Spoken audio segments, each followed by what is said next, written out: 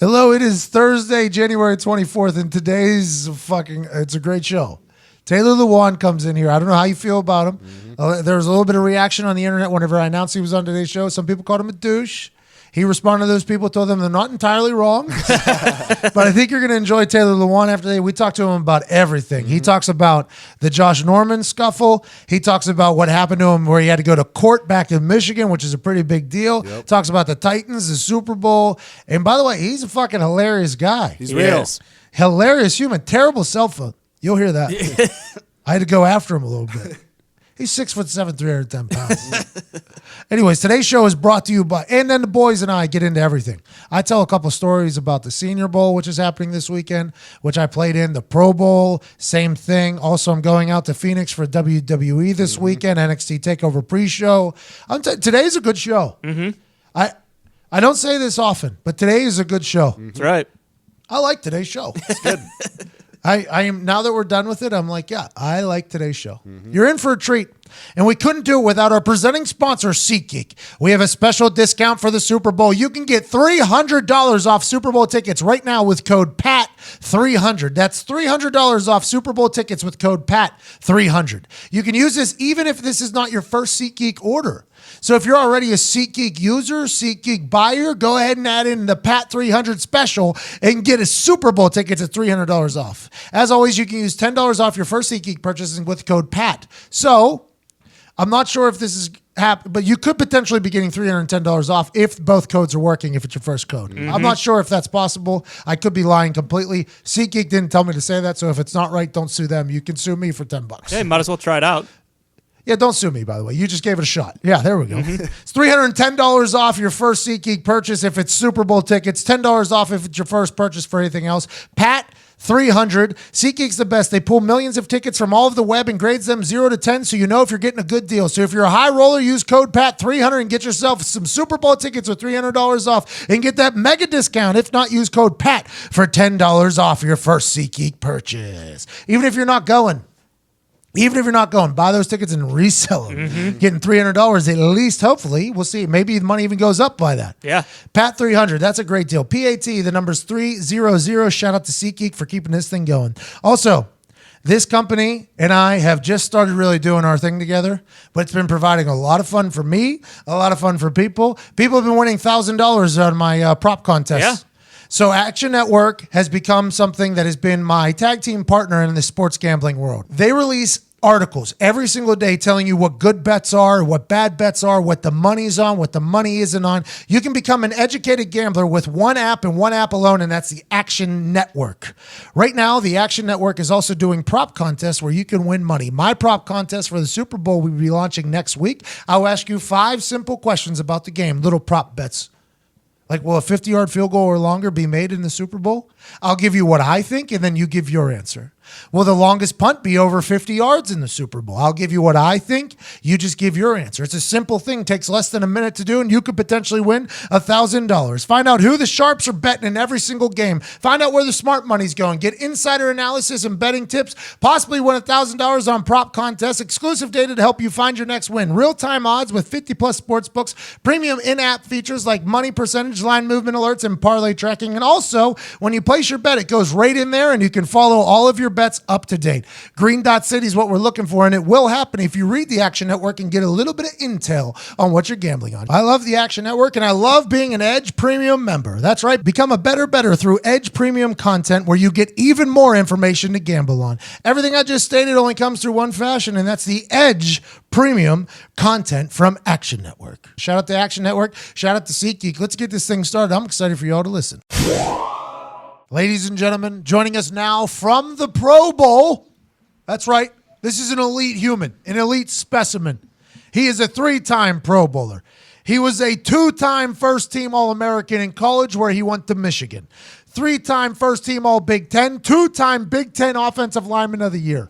Every award you could possibly get, this dude has gotten, included a hilarious human award, which he's proved time and time again, both on the internet and on interviews. And hopefully today, he is one of the greatest hockey fans in the history of hockey fans with the Predators Diner in Nashville. Ladies and gentlemen, 6'7", 310-pound left tackle for the Tennessee Titans, Taylor Lewan. Thank you, folks. Electrostatic to be here. Thank you for having me, Pat and the boys. I'm excited. Hey, we're excited to have you. I reached out to you this morning because I know you're down to Pro Bowl. I asked you to come on. You made some time. How has the Pro Bowl been? This isn't your first time down there, but what is it like each year? Are you excited to be among the NFL's greats?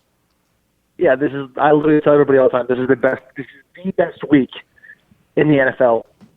It beats everything. I haven't been to the Super Bowl yet, so I'll tell you when that happens. But for right now, the Super Bowl is the single best time for any player. When I hear that guys just don't go just because, I get upset. Unless you're Tom Brady. You do whatever you want, Tom Brady.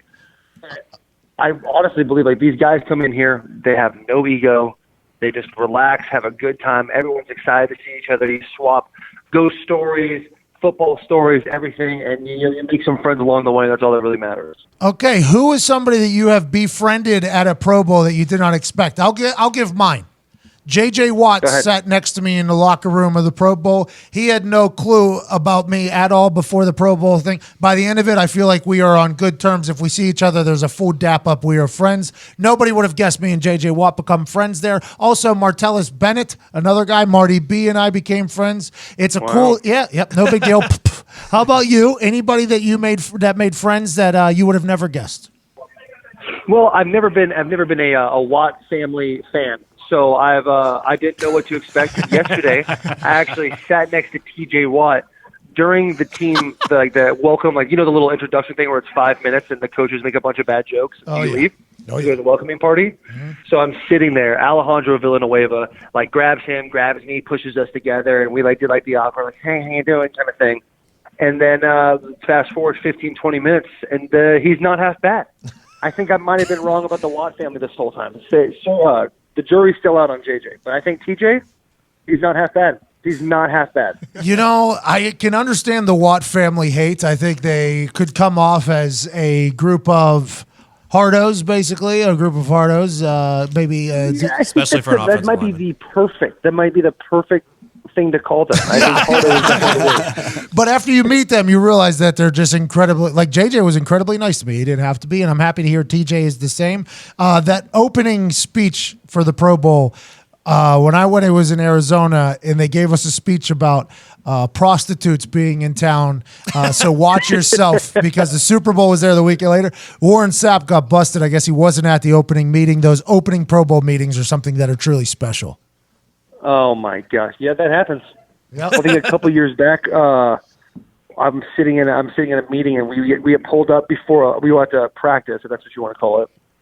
And they're like, "Hey, just want to let you know, some guy, NFL player, and he's not a Pro Bowler, but he got roofied and got a bunch of jewelry stolen." And I'm looking around, who is this guy? What happened? I never found out who it was, but I mean that stuff's out there. They're out to get you, and it's terrifying, to be honest. I fear for my life every single day. Okay, you mocked the practices because they were a joke whenever I was there as well. This upcoming game, normally the people that are trying to get the MVP in the truck are DNs. So at left tackle, you're going to have to actually play. How do you handle the Pro Bowl? Do you make agreements before plays, before the game? How do you go about handling the whole situation? So, when in the season, what I do is I try to figure out as much as I can about the opponent I'm playing, and then use that. I figure out his mom's name. Does he have siblings? What can I use to get him going a little bit? In the Pro Bowl, it is the exact opposite. I'm shaking hands, kissing babies. How you doing? What's your favorite meal? Do you want me to grab you something? And then when we get to the game, I give him a wink, and I'm like, "Hey, bud, do you want what do you like? How do you want to do this?" I give him "Hey, it's a pass on this one," and then you really figure out what these guys are about. But there's always a couple of guys that go super hard. First person that really comes to mind, Michael Bennett, absolutely goes hard in the paint every year. But yeah, those DNs, man, they want that. It's not a truck anymore. it's a Hyundai Genesis. So I don't know. I don't think any of those guys are driving a Hyundai Genesis. It's car of the year. Hey, so bad. Hey, what a dream though for offensive linemen for the NFL to make that announcement. Like the winner of the MVP of the Pro Bowl will be getting a Hyundai Genesis. Every D lineman is like, I don't want a fucking Hyundai Genesis. Good for you. You honestly sit there and you feel the room just go like, you know what I'm saying? Like, you don't get anything. Like, you don't get like any extra money or anything. You get, I mean, you might get a cool trophy, but like, I don't see it. To me, this week is all about just having a good time. That's the only thing that matters to me. You do some media stuff. You hit Universal Studios with the boys. You hit Disney World with everybody. It's a blast. Okay, so you try to learn everybody's name, their family's name, their mom's name. You talk an excessive amount of shit during the game and also after the game. That situation with you and Josh Norman is one of my favorite situations in the history of football. I don't know how you maintained your cool through that whole thing. The whole situation was I didn't go over there out of my own egotistical attitude. I went over there because I thought that he was trying to hurt Derrick Henry during the 4-minute drill. If you watch one of the plays, we actually run to the left, which is a very smart coaching call, and we get 5-6 yards. Josh Norman hits the ground with him or whatever and starts pulling his leg and gator rolling the whole thing. So I went over there after the game, gave him a little shit, shot his little bow and arrow at him, the cute little celebration that he does. And then, and to me, that was it. It was done. You know what I'm saying? Like, Derrick didn't get hurt. Hey, don't do that type of thing. We moved on, and now he's jumping on Colin and all this different stuff, talking about me. And, you know, Pat, if he wants to get a hold of me, it's easy to get my number. If you're in the NFL long enough, you can get anybody's phone number. If he wants to give me a call, have a conversation, you know, meet up, we'll play checkers, and we'll figure the whole thing out. I don't care. But, like, it's gotten out of hand at this point. I feel like he needs to move on. Well, so I respect the fact you went over there and let him know, like, hey, that type of shit ain't going to fly. I respect that's your job as an offensive lineman. Whenever I tweeted out how savage it was, I mean, you did the violin thing. You are a savage on the football field. It's awesome. When I tweeted that out, though, we had a bunch of people. I had a bunch of people respond saying, like, if Taylor wanted to kill him, he could kill him. And obviously, and then you get people underneath like, oh, just because he's big, he can fight. I'm like, no, just because he's a fucking NFL offensive lineman is probably why he can fight. I'm just guessing there. NFL offensive lineman, has this always been the goal, the dream? Have you been a huge guy your whole entire life? I was like a tall, lanky cat. You know what I'm saying? Like, I've always been like super tall, like the tallest kid in my class, but I was always like that kind of, I looked like Mike from Monsters, Inc. You know what I'm saying? Circular body, skinny arms, skinny legs. Like there was not a lot, like, you know, like 13-year-old, 14, 15-year-old Lewan wasn't slaying by any means. But, you know, I my senior year, things started to function better, and I became an offensive lineman. Literally did not play offensive line until my senior year. And it was, it took off. I got a scholarship offer from Utah State. I looked at my coach. I was like, this means I'm going to the NFL. That's not how it works. You don't get it, coach. And that was kind of it. But yeah, I was kind of a late bloomer. I had that like shaggy hair with like the pig curls in the front, and I wore like right in front of my eyes. I wore like Metal Militia T-shirts. I was kind of a kid, not gonna lie. I would go to I rode dirt bikes all the time. Like I would roll over to like Target, and there'd be like half smoked cigarettes. I think it was like super cool, like smoke a half smoked cigarette at like 13, 14 years old. Looking back on it, obviously not the best life choices, Pat, but yeah, we're here now, and that's all that matters. Hey, listen, if it wasn't for those choices, you wouldn't be the man you are today. So it's a part of the story, and the Taylor Lewan story is one where you go to Tennessee. Tennessee is always talked about as being good, but then nothing ever really happens. Vrabel comes in there as a coach. All of a sudden, there's an entire new mentality. You get rich, have one of the most electric boss hog press conferences after getting rich of all time, and then become a leader of that team. The Titans are trending in the right direction. It has to feel good after all these years. It definitely feels good. I mean, first year going 2-14, the next year going 3-13. Michael Ruse was the left tackle before me. I really called him. I was like, dude, how did you do this for 10 years? This is out of hand.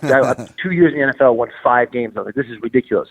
Not to mention this, the nicest guy in the world, Andrew Luck. We literally haven't beat him. He's 11-0 now against us. It's a tough world out there, man. But I think we're definitely trending in the right direction. What has Vrabel done What has Vrabel done to change that team? It seems like he's just not a hard nose, but he's like a relatable hard nose OG type of guy in the locker room. And it feels like, now granted, he probably had to win you over to win over the whole locker room, but he definitely has you on his side. It seems like the team is behind him and rallied behind him. That's a huge deal. Yeah, no doubt about it. I think he played 14 years in the league, so you already respect that enough. But like, he's young, and he comes in, he wears this stupid chest pad to give him padding, and he literally runs drills with me. Like, he's like, "Yeah, now I want you to base block me." I'm like, "Well, get your face out of it." And he's like, he's hardo. He's like, "Oh, I'm good. You just put your face in. I'll get out of the way." And I literally drive block this guy. I do individual drills with him sometimes instead of the O-line coach, and I'm hurting a little bit worse than I'm with the whole boys doing O-line with them. The guy, he's got an intensity about him, but he brought the whole coaching staff in that way. The cornerback coach, I swear to God, his veins are made of coffee. Like, I have not seen that man without a coffee in his hand since we've met. Might be having that. It's hard to be around. Hey, I'll tell you what, that Dolphins offensive line coach might be for traveling to further places into Nashville. You never know. You never know. No doubt. Hey, everyone needs to pick me up, right? Everyone has a fight. You go for it, bud. Hey, I'm not a judgmental fella. You know what I'm saying? You like a little nose candy? It's each his own. Okay, you're a Michigan man. Obviously a great school, kind of in a questionable time with their football team, but the guy who is going to be known as the greatest football player of all time is from Michigan. He's playing in a rather large game next Sunday in Atlanta. How do you see the Super Bowl going from your professional standpoint? Man, that's a tough one. That's a hard question because I think anybody who is in the right frame of mind knows you never bet against Brady, ever, ever, ever. And then I hear him talking. I hear this story come out. He pulled the team together and said that the reason why we're going to win on Sunday is because I'm the baddest motherfucker on the earth. On the planet. On the planet. As soon as I heard that, as soon as somebody told me that story, I didn't even fact check it. I said, it's over. I literally sat back in my chair. It's wild. I'm a huge fan of the left tackle for the Rams. Huge fan of Andrew Whitworth. He is an unbelievable dude. He is an awesome guy. You guys should have him on if you haven't already. He's amazing. But, man, you can't bet against Brady. It's just I don't really gamble that much. I don't have a bookie, but if I did, I'd put it all on Brady every single time. I'm going TB12. As soon as I heard that I'm the baddest motherfucker on the planet, I bet on the Patriots 3 times. Max bet 3 times on him. Plus, what else are you gonna do? Literally every time. Even at the Super Bowl when there was 2 minutes left in the fourth when they were playing the Eagles, I was like, yeah, they got it. Yeah. It's over. It didn't go there. You know what I'm saying? Never count on Brady. And people kind of question it, and then ever since that 28-3 thing with the Falcons went down, it's just ridiculous. Absolutely ridiculous. And it's different too because you play against amazing football players all the time. When we play the Patriots, and Tom walks on the field, it's like he's gliding. It's like he's on a Aladdin's magic carpet coming onto the field. And you're like, oh my God, these guys got the most poise in the entire world. What is going on? It's wild. Let alone Bill Belichick standing on the sideline with that good football. Where's the same hoodie? Dude, I still think he was sticking it to the NFL when he wore his hat, the tassel cap. He wore the new era thing straight with the hood up on top, not the Patriots and not the NFL logo. I honestly, wow. Bill Belichick doesn't do anything by accident. I think that was on purpose. I think people should investigate a little bit. Last question for you, Taylor. The room has a couple questions for you. The boys got a couple questions for you. I love it. I love the boys. Yeah. Hey, for the boys, you guys picked that up. I like what you guys are doing over there. I'm baking it. Who's the hardest defensive end pass rusher that you've gone against where you had to I know you probably talk shit in every game, but who's somebody by the end of it you were like, God damn, this guy, everything they say about this guy has lived up to the hype? Oof, that's a tough one because say it. I'm good at football. But, no, I'm just kidding. I'm totally just kidding. I honestly there's good pass rushers in the league, but there's like 5. I'd say maybe the 10, probably more in the 7 range that are just truly elite. Those Khalil Mack guys, those Von Millers. Hate to say it, J.J. Watson there too. But I think one guy I played against and I was like, yeah, this dude's a real deal. Is last year we played the Raiders. I think it was the first game of the year, and we played Khalil Mack. The dude's he just gets it, man. Like, he's so good. His balance is insane. Like, he's so good at turning the corner. His inside move, he's got so much power.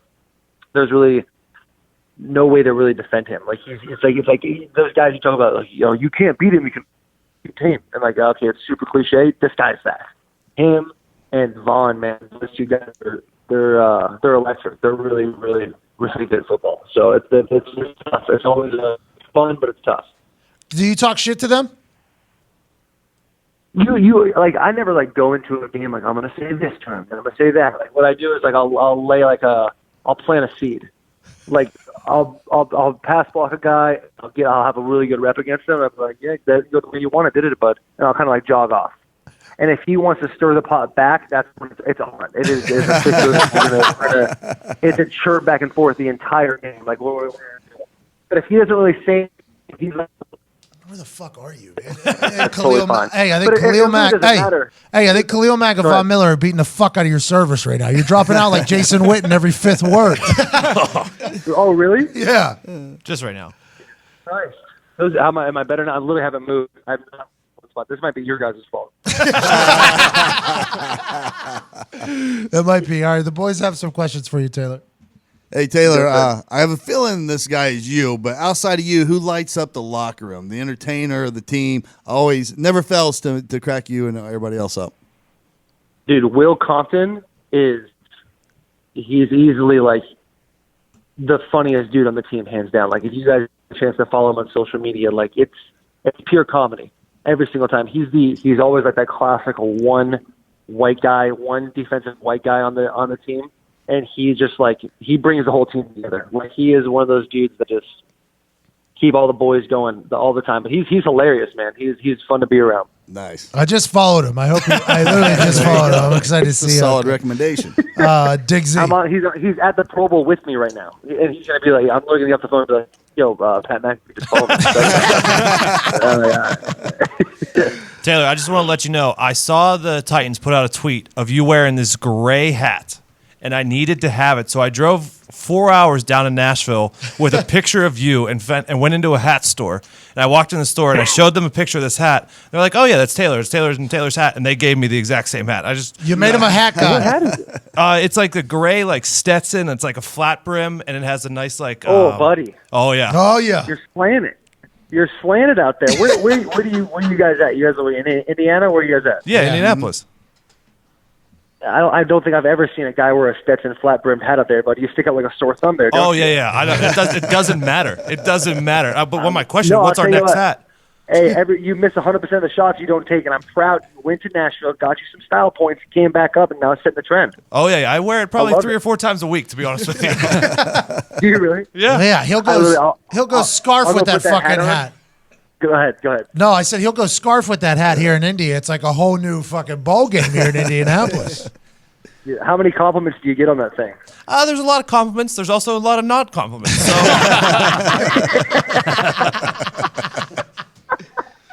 Yeah, it's up in the air. It's up in the air. Not everybody's gonna love what you do.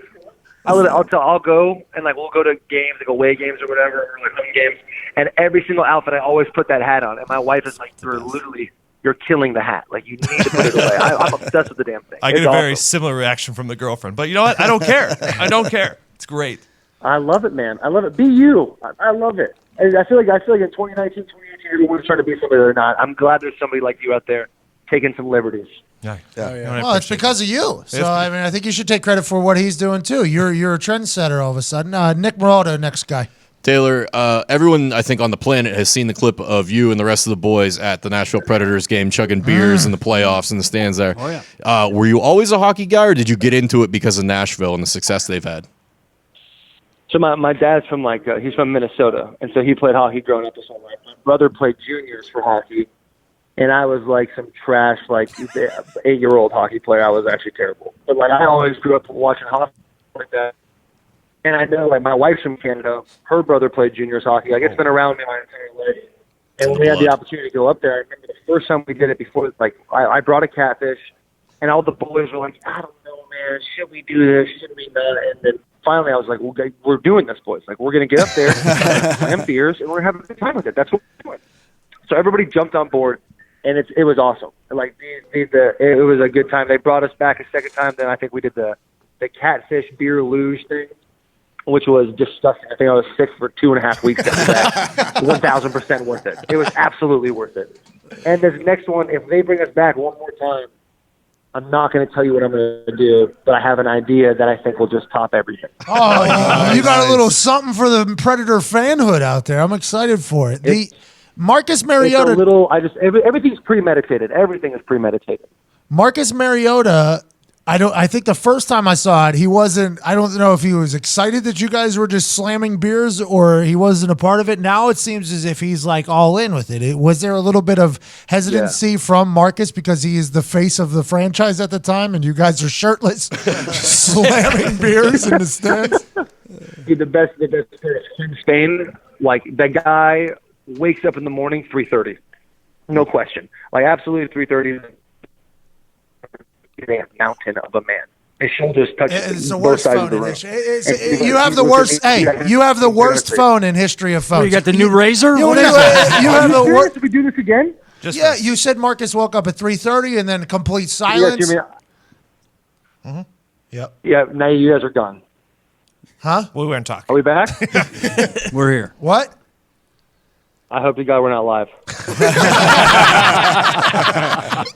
We are. I was excited to hear what you were saying there, though, and you dropped out. Marcus wakes up at 3:30?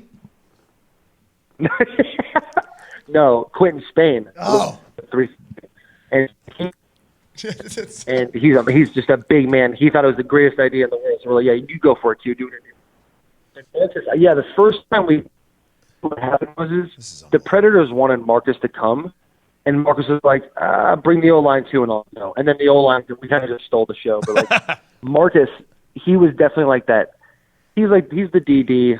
He definitely watches over us. He's got like that you don't want to disappoint here. And I think the first time he was a little like, okay, what is going on? What do we get ourselves into?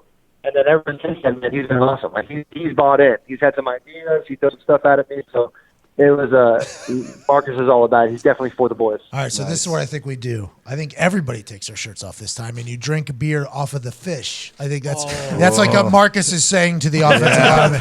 All right, next time. You guys did okay that last time, but I'm thinking next time we got to drink a beer off a fucking fish. That's awesome. You guys crushed it out there. Best hockey fans probably out there right now. This next guy's name is Gorman. He's very old. He used to live in Nashville. Yeah, and when he was on my show, I first went at my old show. His like second week in chip. I didn't hear it. It's a weird. All right, just go ahead. I didn't hear. You wouldn't understand it. No. Yeah. And stand still. Quit pacing. All right, stand still for this question. I'm sitting in the same chair. I haven't moved. Okay, good. All right. Anyway, Matt LaFleur. A lot of people were shocked. Oh, great question. Matt LaFleur. A lot of people were shocked. Like, wait. They didn't exactly light up the scoreboard. The Titans, good team and everything. What's your take on that when they're handpicking your OC to be head coach of the Green Bay Packers? Matt LaFleur. I think every assistant coach wants to be a head coach at some point in their life, so I can't be mad at the guy for leaving. But I was a little disappointed when he headed out the door. I think we had a good thing going. But when I found out that we got Arthur Smith for our OC, dude, I'm fired up. That guy he should be on the show. Like he is he's a bros bro. He's the man. Oh, I like a bros for the lads is what the Brits call that. Zito is one of the most intelligent humans on earth. He has a question. Mr. Lewan, how far in advance did you plan the Boss Hog outfit? Great question. That's a good question. I thought about it when I made my first Pro Bowl. I was like, you might get paid, buddy. All right. So honestly, like I had the idea in my head for a little bit, and what I wanted to do was I wanted to pull up. Like I thought, like you'll get paid like the day before camp. You'll pull up to camp. I was gonna show up in that like convertible, all white interior with the steer horns Cadillac DeVille, that long one with the outfit on. But I was like 2 days into camp by the time I signed. So I, like 6-7 weeks before, there's this place in Nashville called Stitch that I go to. And I looked at him and was like, I need an all-white suit, 3-piece, make me look like this guy. And I didn't go old school Boss Hog. I went Reynolds. I went Burt Reynolds Boss Hog. That was probably the best decision I've ever made. Do you still rock that suit? I got it hanging up. I'm afraid to bust it back out because the first game we played in the NFL, I got knocked out. Doing the best hog thing. See my words a little bit.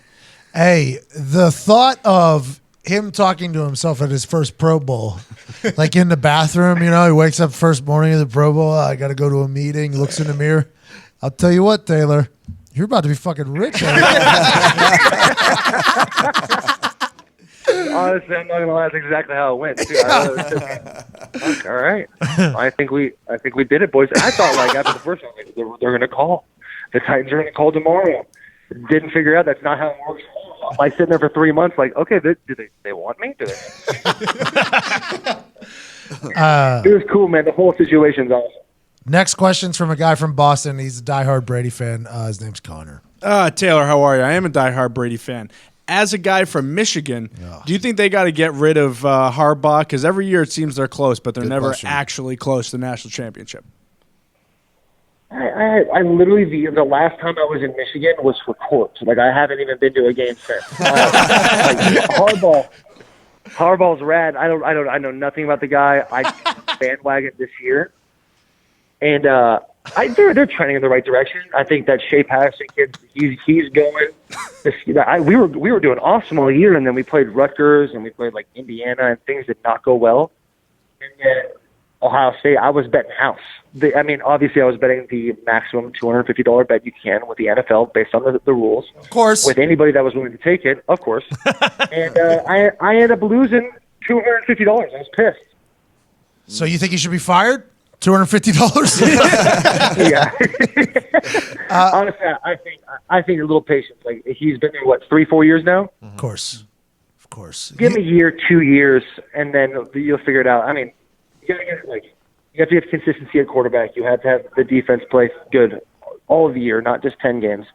And then the receiving core and stuff like that. I mean, there were some balls I could have brought down earlier in that game that would have changed the whole thing. What did you win your court case though? How'd we do there? Yeah, I took a plea deal. We did okay. It was actually with like an Ohio State fan, like right after my senior year. It kind of killed my draft, honestly. But Hold on. If you're gonna tell a good fucking story, we need to hear this. Hold on. I mean, you're just you're breaking up there. We need that thing glued to your face. What happened? You're an Ohio State fan. It hurt your draft stock. This is the makings for a story that I should hear. Mm-hmm.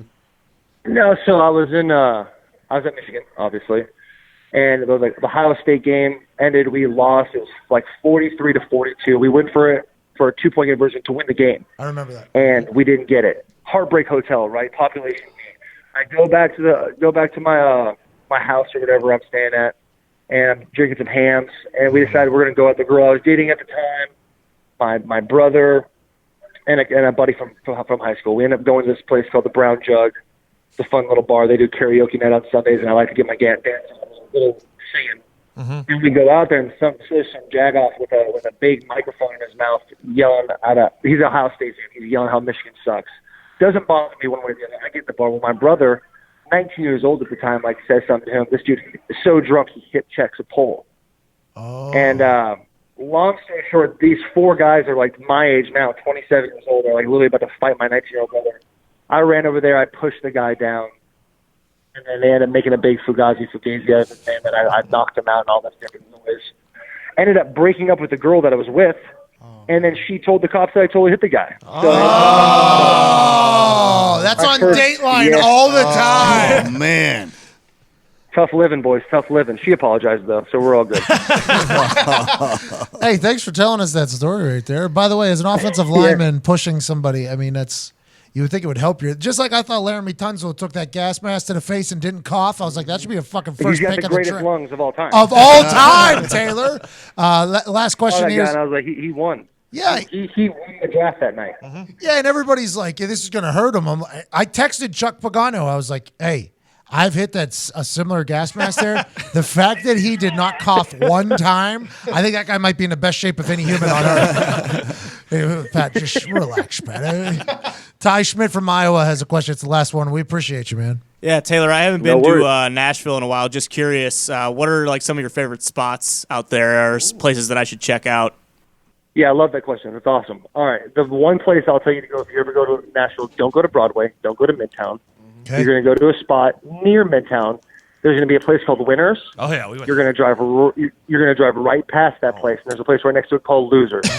That's where that's it. That's the place where we to were go playing to every single foosball? time. Yeah. We were playing foosball there. Like Winners is full of egotistical assholes because they think they're winners. Losers, everyone's like, yeah, we win some, we lose some, but here we are. And everyone just has a good time, man. That is the bar, in my opinion. It's so much fun. It's actually owned by the same guy. The same guy owns both those bars, but it's a blast. We are You winners. check that spot out. And when you're out there, you let Daddy know. We got losers. Chain smokers and boozers. We got something. Boys, I love it. Hey, are you a country music fan? You have to be, I guess. I'm a country music fan of real country music. I'm not into the whole they got beats now and dudes are into EDM music with a twang in it. I'm not a fan of that. But I do like the old school country music. Okay. And Eric Church, right? Love Eric Church. Have you guys listened to a band called Midland? No. Love them. Hey, you guys need to get on those boys. Those boys got it all figured out. They're bringing back the good 80s, 90s country. Nice. But yeah, Midland, Chris Stapleton, Eric Church, those guys have got the whole thing figured out. Are you still tight with the Kings? Of Leon. Yeah, I'm tight with the boys. Yeah, they're awesome, man. Those guys are characters, dude. They are Nashville. They're so much fun. I learned that one night. gig. I had a great time with the Kings of Leon one particularly. Go and tell them about old Pat McAfee. I think they would enjoy that next time we do. I haven't talked to him since. I was in an article though. They had an article about them how they were trying to stop drinking. It was like a Rolling Stone article, and the only time any of them drank was in Indianapolis in the basement when Pat McAfee ordered 15 tequilas for everybody.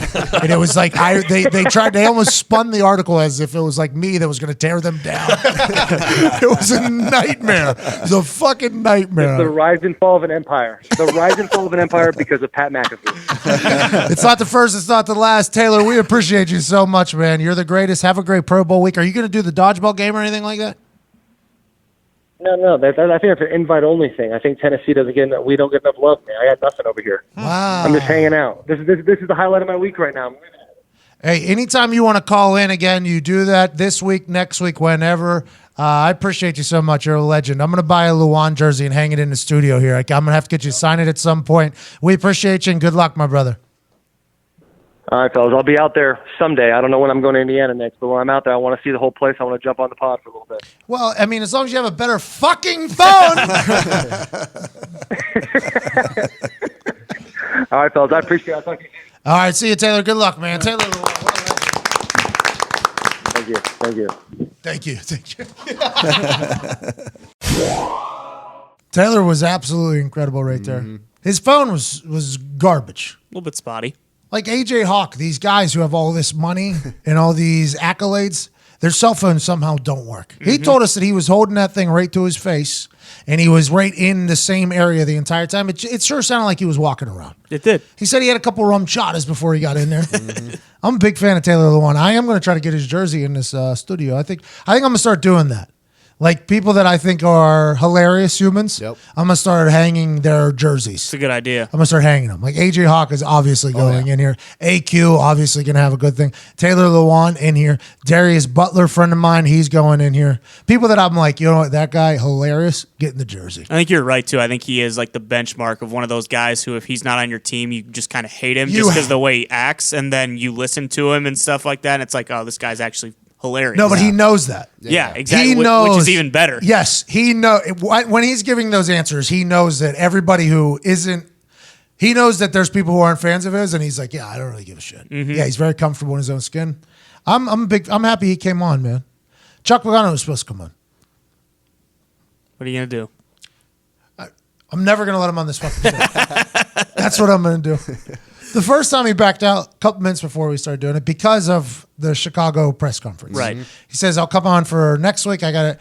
Now the Chicago press conference isn't until Thursday morning, to this morning. So he was like, I can't record it because of the thing. He's like, how's next week? I'm like, we're 3 weeks out now. This is old news. You becoming it's old news, Chuck. It's old. I didn't even want to talk about you becoming D coordinator. Maybe you becoming like a coach that battled leukemia and beat it. How about that, Chuck? I want to talk about you, Chuck. Not you being D coordinator. You're not a piece of meat to me. But now he's never coming on the show. It's over. I'm done with it. He sent me that text this morning. He sent me a text that was like, yo, my press conference is tomorrow. Excited to chat. When am I getting on? I'm like, today. You were supposed to be on today. That's how I responded. You were supposed to be on today. He was like, Pat, I can't. I got to be at a press conference tomorrow morning. It's when we're announcing. I can't. I'm like, the show's coming on tomorrow. He's like, Pat, come on. And I was like, come on. Jesus. That's what I responded with 7 S's. Jesus. And I said, you're done. You're cut. Never come on the show. I hope those Bears defense does well. I wouldn't want to have an opinion about it. I'm joking. Hopefully we get him on the show. Doesn't seem likely. Like we couldn't get Aaron Rodgers there for a long time, and then we got him on the show, and it was awesome. It was a good chat, and we formed a friendship. It's almost like Chuck, a guy who I traveled to Japan. It's the same type of feel. It's like trying to get him on the show is impossible. It's like this is an impossible. Why is this such an impossible thing? Makes no sense. If you're at the Chicago press conference this morning with Chuck Pagano announcing his being D coordinator and taking questions, if you ask him why he hasn't come on the Pat McAfee show, I will give you $500 of my own money. I will give you, if somebody in the Chicago Bears press conference this morning with Chuck Pagano, somebody in there in the media asks him why he hasn't come on the Pat McAfee show 2.0, I will give you $500. Imagine if that first question. We will now open it up for questions. What's Chuck saying? Oh, Jesus. Oh, yeah. I'm good. I was supposed to be on. I'm going next week. In his head, though, he would be like, "How the fuck did this happen?" That'd be hilarious. It would be. It would be a magical moment. So if you're a media member from Chicago, and you are going to that thing, just ask him why he hasn't come on the Pat McAfee Show 2.0. $500 my own cash. $500, nothing to sneeze at. 500 bones, bro. Even if you're wealthy, 500 bones is a good win. Oh, yeah. Any of you can do it. I think we have a pretty good little following up there in Chicago. I think so. So maybe get the word around. Maybe if you're not in there, tell a friend. Referral fee there. You get it. You know what I mean? Yep. Tell them to split it with you. And there you go. Look at that. Look what we did. Anyways, have you heard about the revolution in online furniture shopping? Oh, yeah, of course. Joybird, the company behind it all. Joybird. I ask the questions around here, not you. Have you heard about Joybird, the company behind online furniture shopping? Of course I've heard about Joybird. Joybird believes that you should never settle when it comes to your home furnishings and that you should always have the freedom to be boldly original. From idea to reality, they empower you to create the space and furniture that brings you home. Joy. It's called Joybird. This is a new one. I'm rusty. Oh, this is Joybird. Oh, the furniture that's decking the pub out right now. Oh, and it brought you guys a lot of... So much joy. Nailed it. With Joybird, you get one-of-a-kind furniture made to your unique taste. Now, although it does make you feel like home, it does bring you joy. Yep. Yeah, but that's what... Like, when I walk into my house, I love my... It's like, it sets my... I know I'm home, right? Because the furniture, the house is made of brick and stone. A home is made of love alone. Bingo. Okay? It's good. People forget. Turn your ideas into realities with hundreds of styles and options. From mid-century modern, which you guys pulled the trigger on, to contemporary classics, Ty, that was your move. Customizable and an amazing array of fabric choices from rich buttery leather to plush velvets to every color imaginable. Tell you what, top 5 reading out of me right now.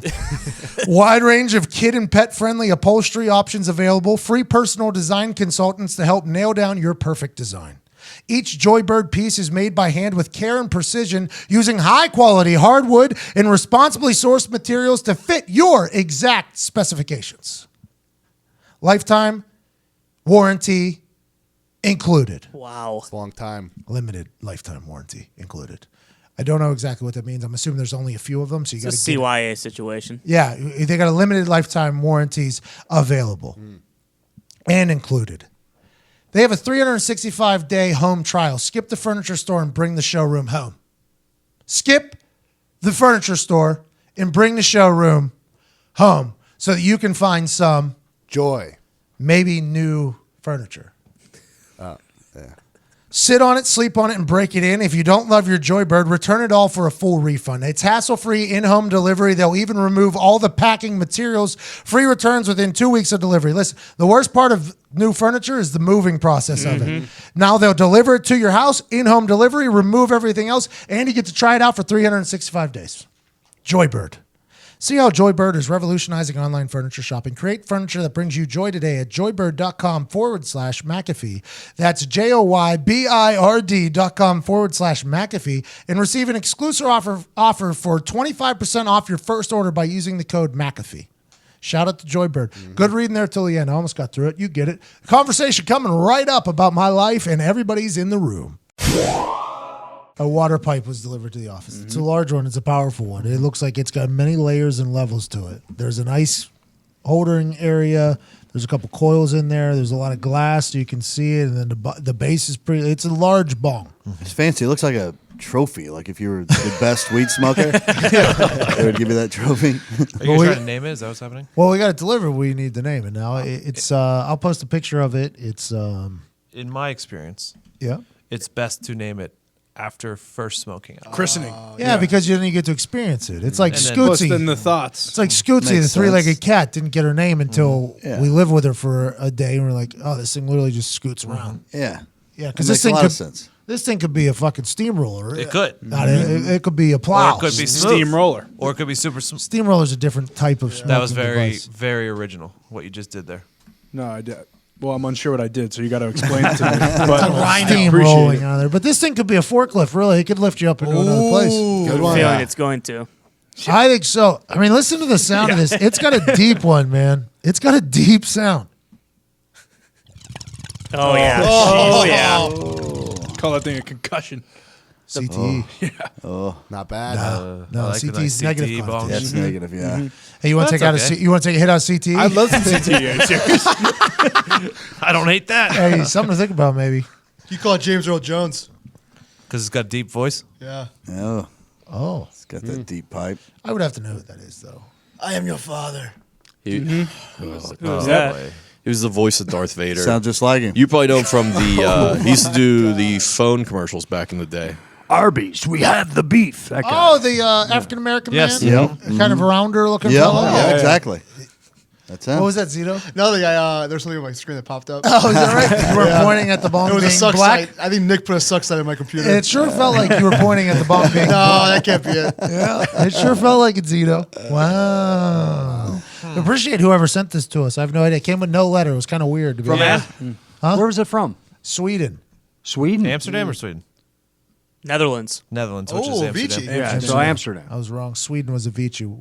We thought that possibly because we talked about Avicii in the last one that his team sent us a bong like, hey, Done. yeah.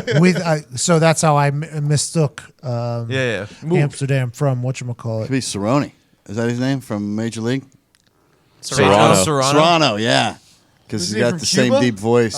Avicii, also a great name for He that swings bong. that big stick. Yeah. Ooh. Oh, Avicii's because it's still alive. It's from a. But it could also kill you. The true meaning. Look at that. Hey, Avicii, what's going on, man? I don't know because then I'll think I'll be smoking out of a dude. Good point. Suck that. it. What's a, Easy over there. I'm just saying, isn't that what you do when you smoke those? You got to suck it. Have you ever smoked one of these? Oh, guys, I've dropped more weed than y'all have smoked. So I'm I'm just saying. I He's will, got bet, more on I will bet every single dollar that you've ever made in your entire life and your previous bosses that is not accurate. Okay. that is not an accurate assessment. Were you a weed guy though? Big time. I feel like back in the day, everybody was a weed guy. He spent more on spilt weed. on this side of Mississippi. Oh man, from one side of You this got to go world. to Amsterdam. That's what brought it up. You got to go. Well, see now Colorado though is just like Amsterdam. Not even close. Without the No whores. Without the horse. prostitutes. But from a weed perspective, like if you get, for instance, if you get weed from Colorado, it's like, okay, this is going to be a good time. This weed is recreational weed. Right. This is for people to have a good time with. If you get some stuff from California, there's a chance that is legit medicinal weed. And that is a potential game over, flip for you because it's not for recreational use. Colorado became like the Amsterdam of America. That's why they made like, what, 100 million or something in the first couple months. Oh, yeah. It is something like that. Without the whores in the red light district, or the whores in the red light district. Plus the canals, you're stumbling out of the thing. You're right on a canal. I It's need beautiful. It's exotic. It's wonderful. It's artistic. And The Rockies, bro. You got a problem with the fucking Not at all. Rockies? I'm just saying. You got to go to Amsterdam. Smoke you gotta that shit right next go, to a stream. Hey, Go cuz, both. Go to both. have you ever places. seen Coors Light commercials? There's a lot of streams and canals out there. Blue Mountains. Yeah, Those when Meet fucking out. Blue Mountains. Sit by a waterfall. Gorgeous. I do want to go to Amsterdam. You do. And by the way, fresh squeezed orange juice in every coffee shop. Really? Delicious. Every coffee shop. Delicious. I'm allergic. Orange juice. Orange juice? No. Yeah, when I was a kid, I used to drink a bunch of it. And then I got a bad bout of Ty Schmidt butt. I tell you what, that's one, like when you're a kid and you just run, like you just came in from outside from playing ball or something, and you run around in the kitchen, open that Sunny thing up D. and just drink the fucking orange juice ice cold right out of the carton, put it back in there. There's nothing better than that. I Sonny think, when D you're a kid. used to be a real player in the game in Real my fridge. player. Is it still Sunny around? D and Elio's. Oh, yeah. It's still Elio's around. Pizza. Who? Elio's Pizza. You know what? Let's just make more local jokes. Yeah. Sonny show D. will fill with people that are just not. What's I wish I Elio's? could have got Elio's pizza. Yeah, okay, that a that was a Boston- combination for me. All right, all right, I'll step off. I wish I could have. And the best part was you looked around like us, like to agree with you. Yeah, Somebody you can't. listening. Elio's. Somebody listening knows. Yeah. They agree. Somebody listening knows. So you can't drink orange juice anymore. Makes you gag. What if you even smell it? No, like this is just something. It's in his head. It's just the way I operate. Yeah, it's just if something like this happens, I'm never going back. I did that with Golden Grams. Those are delicious. I too. can't That's a even smell them right now, or a projectile vomit. Really? Yeah. Really? Probably because you had them right before you got sick one time. 10 years old. Okay. It was the same trip, camping trip that I was on, that I found out that Elvis died. Okay. That was a tough weekend. Fuck. Okay. Yeah. He dyes his hair, bro. And I ate Golden Grams outside, and I was like, "Give me another bowl of that." And I just huffed that one down too. Delicious. Started to feel sick. Projectile vomited. Golden Grams. Never again. Can't touch it again. No, and that was what, 40 years ago. Okay, so what happened to me? I was on the same cruise where I was accosted to go fuck a man's wife in his suite. Not bad. Huh? I was offered that up. The whole Good thing. cruise.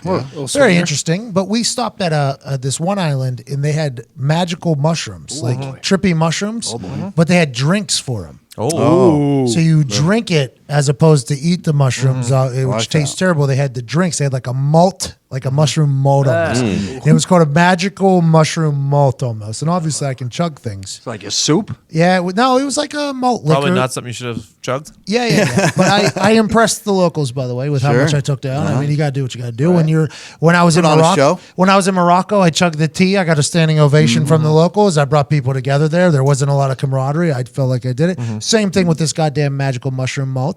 Chugged her down, have a good time, start tripping a little bit. It wasn't really that the liquid, I think, kind of ruined the trippy. It wasn't as the mushrooms weren't as Potent. good of potent of mushrooms as I had in the past. So I was kind of judging them for that. For this is what they were known for. But the drink, the ability to drink it at any of the bars was something that's like, oh, that's a lot better than what I'd experienced in the past. So it was like it was a win-win. Yeah. Anyways, it tasted a lot like mushrooms. So I drink that thing.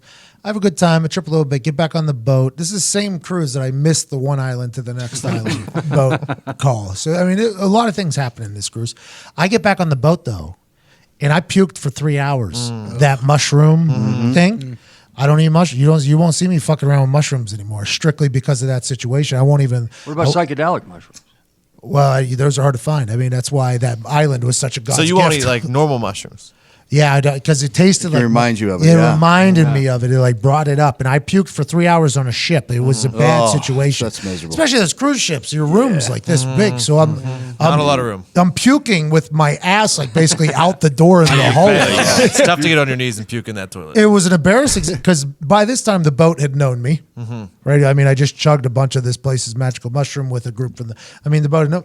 Like, where's Pat? Where's Pat? And then they open the door, and all you hear is me just fucking howling. I mean, it was a tough situation, but I won't fuck with mushrooms. I have that same feeling with roasted marshmallows, like campfire roasted marshmallows. It sucks. You go camping, everyone's enjoying marshmallows. I can't do it. Why? I ate a bunch one night, got sick afterwards, puked my brains out They're all night. overrated Just anyways. Yeah, I don't think you're marshmallows. missing and- anything. Yeah, they're overrated. Whoa. Yeah, You they're guys don't overrated. like a good s'more? I do. S'mores I'm are with great. you. Yeah, but then you got graham cracker and chocolate. I mean, He's if- talking just marshmallows. If I like it just if you've roasted on a if you got stick. s'more ingredients there, Yeah, I can't do versus hot dog ingredients for the fire, I'm going hot dog. Completely every single different, time. though. That's damn Or near mountain dinner. pie. You get a good mountain pie, mountain pie is pepperoni the best cheese. by far. What's a mountain pie? Yeah, what's a I'll mountain pie? go graham cracker and chocolate without the Yep, I have to. marshmallow too. By the way, That's And good. Uh-huh. I will do that. All right, That- Connor. I do that at these camp things. Whenever people, I don't like marshmallows. I don't fuck with the marshmallows either. Keep them off my goddamn hot chocolate too. I don't know what we're doing. Stop taking up room in a goddamn cup with your little fucking marshmallows. I want hot chocolate. That's what I'm here for. Great conversation. It's only getting started too.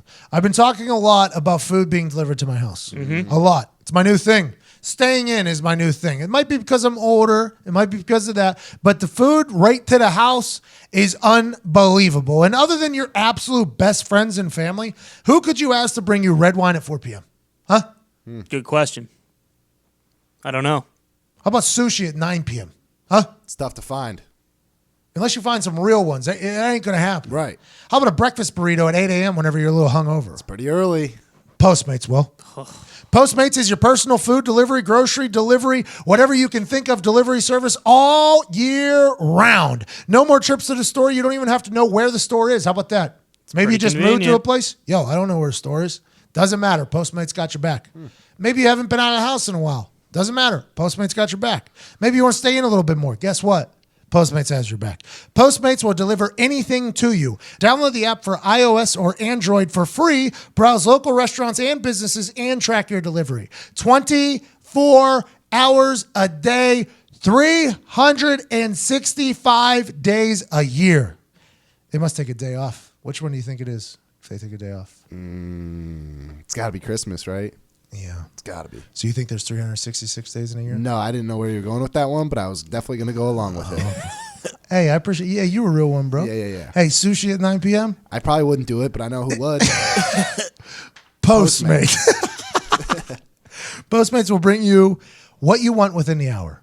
Okay? Within the hour. What you want, we got you, Postmates says. Anything you're craving, Postmates can deliver. They're the largest on-demand network in the known universe for more than 25,000 partner merchants. And for a limited time, Postmates is giving listeners of this show $100 of free delivery credit for your first 7 days. To start your free deliveries, download the app right now and use code McAfee100. That's code MCAFEE100 for $100 of free delivery credit for your first 7 days when you download the Postmates app. Get anything you need, anytime you need it. Download Postmates and save with code McAfee100. Shout out to Postmates 24/7. 366 a year. Foxy, you a real one. Back to the combo. Connor. Yeah, I'm on that side. A mountain pie is you take two griddle-looking things, Yeah. and you spray some Pam, and then you put 4 pieces of bread down, and then you put some tomato sauce or whatever you want. It could be ham and cheese, it could be pizza. it could I've be only whatever. done ham and cheese. Ham and cheese is very good. Pizza is also very good. Yep. And you close it and you put it in the fire, and it comes out like a homemade hot pocket. like basically. that. It's beautiful. It's unbelievable. And you look like you're some goddamn like Paul Revere too, because you just did it. It's very, very You good. just whip something together with. You just throw it in the fire? Yeah, and what then do you- put it on a. And so it's a griddle, and it folds into two, and then it comes in like It's the it comes in pinching. You, case. Yeah. It's like a waffle maker. You got to Yes, go it's to like you a got to go to waffle. a camping place to get it though, right? Yeah, probably, or Home Depot or Lowe's. You probably. got to be with Dicks. somebody who has it. That's how this works. You got to be outdoorsy with thing. somebody who has it. You can't really make your own unless you're an iron maker. And then they bring it out. Pittsburgh. Iron City. That wasn't the word. Well, what's Blacksmith? There it is. Yeah. Yep. I don't mind camping out, by the way. I think I would camp out. Here's a couple. I would do it a lot more often, I think, if Wi-Fi Okay. was guaranteed to be a good speed. Sure. Because it feels like I'm camping out of my Or house just when good I can't service. fucking load a goddamn photo. On Yeah. It takes me 7 minutes to upload some things. That's insane. It is insane. And by the time I upload it, that play's already gone. You know, like towards the end of the season somehow with the way the weather has gone, my Wi-Fi has gotten worse at home. So these For the Brand videos come out like 2 series later. And everybody's like, we're past that, bro. I'm like, Is me every too. part of your house like the same for like internet wise? It's all shit. It's all shit. But I think camping is a good time. It is. Nick I'm Fury- I done enjoy it a camping. lot. I can't. I'll do it sit around anymore. a campfire, have a good time, but I want a camper. I don't Yeah. want Yes, no right. fucking No, tent not light. sleeping on the floor. We're talking about log cabins. I'm an here. adult. Yeah. I'm a fucking adult. Oh, like glamping? Yeah. Yes. Well, I would love do that. glamping. Some of those tents are pretty impressive. I'd still do a tent. One night though, max. Nah. One night Fuck max. it. Nick, you do a tent for what, 20, 30 minutes and when it's quiet. And then you're going to be sitting in that tent saying, Should have been with Pat in the fucking glamping. Oh, don't get me wrong. If there's an option for a cabin or a camper or something like that, I'm all in. But if it's just one night in a tent, I could do I it. still want that school bus, man. I want to soup up a school bus. They're called schoolies on the internet. They're wider than the tour. Still yellow? No. We that Mix thing, it up. That thing gets probably blacked out. Custom. Yeah. We probably put on some big tires on it too. Have it souped up a little bit. We probably break it into sections too. There's probably like a green screen room where I can film stuff in it. Bedroom in the back. Probably a nice little living area, and then probably a diner maybe in there. Stencil the legend on the front as well. I found one for the little hood. 5,000. Yeah, but the upgrade is going to be Oh, I see what you mean. because you have to flip the entire thing. So Are you going to camp in this? that was the plan. Yeah, because You got to get a shower then. well, yeah, that's back in the bedroom. So you put a shower in there, and that just dumps right to the floor. There you Like go. that There you goes go. right Yeah, out yeah, the yeah, bottom. yeah. We'll get that on the road. Press a button. Somebody else to do it. I apologize. There's enough shit out there, though. Literally, Someone's windshield wipers. big Wi-Fi on the top of that, though. Oh, yeah. Like I don't know how back in the day you guys used to tour, and you would just drive around, and there was no TV in any of these buses. There's no internet. There was no service. People were just driving around in the backwoods for nowhere. I could do that for a couple of days. I think I'd love it to kind of get lost. But man, when you're talking like weeks at a time, I don't know how people do it. Drugs, well, I they didn't assume. really know that much difference back then when Black Crowes were hot. The internet really wasn't a thing. No, it was TVs and Yeah. stereo. That was it. Bert And- Kreischer right now is traveling around for that world.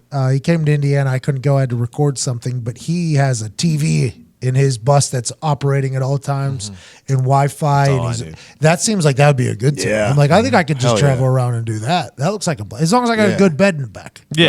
As long as I got a good bed. Lisa hooks it up with a bed in the back. I'm in a good spot. How much do you think like having all that in there, like for the TV, internet? You Probably. think it's expensive? Well, if you took a bus and you redid the bus, you're looking at, if No, you I look- wasn't even talking about that part. I'm just talking about like the internet and TV itself, having like, live TV. That's just a No, it's- hotspot, it's- right? No, it's just To a. receive cellular data, communicates with some cell towers. It's not that expensive, probably. Yeah, don't be a fucking idiot, bro. Just some cellular Come on, data. see, With yeah. some cell towers. As long as you connect to a Obviously. cell tower, you're in good 5G's shape. coming very soon, so Yes. Direct TV's on all the buses. that's the only option really on this bus. Really? I That's it. know. But DirecTV barely works at stationary house that I have. Barely works. I don't need to be driving across Iowa wanting to watch the Iowa Hawkeyes and then just have a fucking 7-Eleven code on my goddamn thing. How much do you think it would cost For what? For a proper? to flip the entire thing? Yeah. Oh, to flip it. flip an How entire much? school- How much you buying the shell for? The school bus. The school bus? Yeah. Let's say I buy the school bus for 10 grand. It's a pretty good one. It's a nice Yeah. size, 10 grand. Yeah, 100 G's. You're laughing. If you want, So you want it plugged. 110,000, I'm out the door with Yeah. a souped up school bus. I would have said anywhere Ooh. from 100 to 500, depending on how Yeah, nice. depending you on get. how Yeah. nice you want. way. Yeah. Put Yeah, a I government bet- satellite on top. I bet you definitely could. I mean, get we that. were Really get some Wi-Fi. We were on Jake Owen's bus, and that thing was incredible. It was That's like also- white leather and But stuff. that's one of those That's $1 RV million. Yeah. Those Yeah, that's one of buses those run a tour million. bus. Yeah. Those Rockstar bus. I've looked into this because I've wanted to do this a lot. I've wanted to just kind of drive around and just live. But those tour buses, whenever they're not open up, there's no room in those goddamn things. The aisleways are like the size, like a foot wide. Yep. And when they're parked and they open up, it's awesome. But whenever you're driving, like the actual miserable part, there's really no room in them. Right. So those buses are so expensive just about to begin with. That's what led me to the school buses. I'm like, all right, we get an old school bus. That thing's already naturally wider than one of those buses. Now, granted, those buses, whenever they're perched open, they got the windows open and the seats open. Very beautiful. But the school bus, I think, is a pretty wide operation there. You can get comfortable in there, set up a little diner, a little cozy couch. Why don't you keep the school bus, get an extender on that rascal? Then do you need now a we're diner talking. for? Huh? What do you need a diner for? I just want to be able to walk around, make myself some coffee, sit back down. I drink tea, by the way, so it'll be tea. It's like a little kitchen. Yeah, diner. I was like, if we're on the road, we could stop at the best diners. Yeah, true. True. Not going to have a lot of those beds in there, though. The way they stack up like 10 beds on the side, I don't know. Like Sean Latham did that with Fluffy. I don't know, boss. You're in there, your little shell. It's like a little locker of a human. We did them locker. at the 500 Yeah. the one year. We couldn't even. I couldn't fit in them. I couldn't either. Not- I had to have my knees bent the entire time to lay Not out. great. Yeah, but you're touring. You're seeing the world. Yep. That's good. I want to do one of those one day. A world tour. I just want to go and bounce around Be the whole awesome, world. right? Oh yeah. What would you call it? World tour. World tour. Pat's World Tour. WT. The world tour. Just the. Did anybody ever say that before? Professional World Tour. We should probably trademark that. PWT. Yeah. The world tour. Nobody's Copyright. Nobody's ever called their thing that. No way. Not the world tour. No way. What is a city that you would want to go to in the world? Outside the United States? Ibiza. Ibiza? Oh, yeah. We got to go to Ibiza. Barcelona. Sydney, It's Australia. gonna be tough to get your bus to Ibiza. They're Barcelona. On a plane. Barcelona is phenomenal. See, when I went there, it was just all homeless people hanging around that goddamn church. I think that's place I've most ever of been. Europe. I go to Mother Yeah. Russia. Really? Yeah. There's a lot of. A lot of homeless people in Italy. Italy. Oh, yeah. Why don't they all Yeah. travel to the Ibiza? That's tough to get a. They'd have to swim. No money. Expensive over there in Ibiza. That's why I always wonder, like in America, if I'm a homeless person, I am on the first thing smoking to Los Angeles. Oh, yeah. Oh yeah. I don't know how. I see homeless people here in Indiana. And I look at them, and like today we saw. We Yeah. left from a Buffalo Wild Wings shoot today. By the way, something huge was happening at Super Bowl with Buffalo Wild Wings. Attaboy. It was pretty good. Attaboy. If that game goes to overtime, Buffalo Wild Wings is giving free wings to everybody. Absurd. Oh, Let's go. If the Super Bowl goes to overtime, Buffalo Wild Wings is giving free wings to everybody in America. That's incredible. And I'm a part of the whole thing. I just recorded for like 3 hours with them earlier today. A lot of takes. Hey, get you excited. I was like, how many videos do we have to make to get people excited for fucking free wings? I don't know how you guys are giving away your company, literally. Like, Kind of messed up though because they control that. They just have that one guy hits the button, they and do. then well, they're the overtime experts. ref because he trips, and then Yeah, they're the overtime experts. But Yeah. people are wondering Fun if fact. maybe they were the ones that did the old pass interference no call. Because you see the one ref wave Could've off been. the other one. Maybe he has an earpiece to Buffalo Wild Wings. Possibly. That's their thing. Overtime. But yeah, overtime happens. Free wings for America. Shout out Buffalo Wild Wings. Yep. We were filming with them at the downtown Buffalo Wild Wings here. And then we get out. And I hadn't been downtown in a long time, like actually on that side of the city. We saw like 3 homeless guys in his back alley trying to work some deal. They were trying to finesse somebody like a Zito. Yep. And we stopped and I stared at him for like 30 seconds. But in my head, I was having a full thought. I'm like, I want to get out and go tell them, like, yo, every drug you want, everything you could possibly want, including good weather. You don't have to hide out from this thing because they had shit over their head for the rain. Yeah. Yeah. I'm like, yo, just get there's a homeless capital of America. Get to California. How do we get you guys to California? Why don't you, for like 2 weeks, just use your little panhandling money and just take a ticket to California instead of spending drugs for one night? Just Correct. pocket half of it. Maybe just save half, use the other half for drugs or alcohol, and just get your ass to fucking California because you get your ass out there and you find that fucking place that's it's gonna be good for I'll you. never understand it. Never. Was one of them wearing a gray North Face by chance? There was a guy in gray. There was gray or green. Gray. There potentially was a guy. There in a was. gray The North- other day, I had my gray North Face taken from my car. Oh. Oh, He's under some bridge, Z. he's under. Yeah, he's under. We saw him. I know where he's at. God damn it! But he's not gonna be there for long because I talked his ass into going to California. He's not going to need the code anymore. Well, he's got a great new jacket. He doesn't have to go. Hey, and when we were in LA, that homeless dude was shooting hoops with Lamar Odom. You can look forward to that. Just came out. And I don't. If any of you in here ever become Bathe in homeless, the ocean. yes, including me. If I ever become homeless, promise me that you are on the first thing smoking to California. Yeah, but I'll tell you I used to tell this to my cousin all the time because he's on and off again homeless. He's homeless right now, and I was always like, dude, why are you doing in Indiana and being homeless? You're way smarter than that. Go to LA and be homeless. What about, You know what I mean? what about homeless Florida? people there What like about have Florida? a normal life. Hurricanes. Florida, I'm not really worried about the humidity. It's like, if I'm going to be homeless and outside, alligators. yeah, a lot of Florida gators out there. Plus, the homeless people in Florida are just like violent. Those Yeah, like violent. eating people's faces. Yeah, they're and crazy. dismembering people. All the heart ripped homeless out. people there are crazy. Yeah, because they do the spice and become zombies in Florida. Correct. Out in Yeah. LA, it's just acid, and they just have no idea what's going on. Hawaii would be a good place to be. Yeah, if you could get there. It's tough. That's tough. You're gonna have to swim. You're gonna have to train for that one. A lot of Yeah. sharks. Gonna have to train for that one. I'm going to Hawaii. Oh, boy. You are. Ooh, excited? I am. I guess it's not gonna be like super warm though. What do you mean? What are we Yeah. talking? 80 high? No, I think it's gonna be like 70, low 70s the whole time. So definitely warm. For me, Nice, it's gonna yeah, be perfect. Be delightful. I like that. For a me, lot. it's gonna be perfect. I don't know if it's gonna be like a full. yeah. Like getting the water is going to I be was kind gonna of say, tough. that's That's what gonna I'm be saying. I cold. think the water's gonna be cold. I just got my Very ears cold. back. Yeah. High You know? 60, low 42 all February. I don't Where? know how. That's what I'm talking about. It's not gonna be. It's gonna be. I think it's gonna be nice. Like In a- fucking Hawaii? yeah. Yeah. A lot of hiking. By the way, we booked thinking the same thing you thought. Yeah. Right there. Like, yeah, Hawaii, it's going to be warm. And then we paid for this very nice suite and our travel. It's still gonna be nice. You're gonna turn the heater on. The next day, Sam Googled it and she sent me a text. It was like, "Don't even look at the weather for Hawaii." I was like, "I won't. I know it's gonna be great. It's Hawaii." And she was like, "It's almost making me depressed." Is what it sounds like. And I was like, "Why?" She was like, "We should have looked at that before." I was like, "Ugh." And I looked it up and I was like, "Probably. We're just going to we're going to like." Right here, this is the weather. Indiana's like 40 No, something I right looked now. when we're supposed to go. When we're supposed to leave, it's supposed to be like 20s here. Here?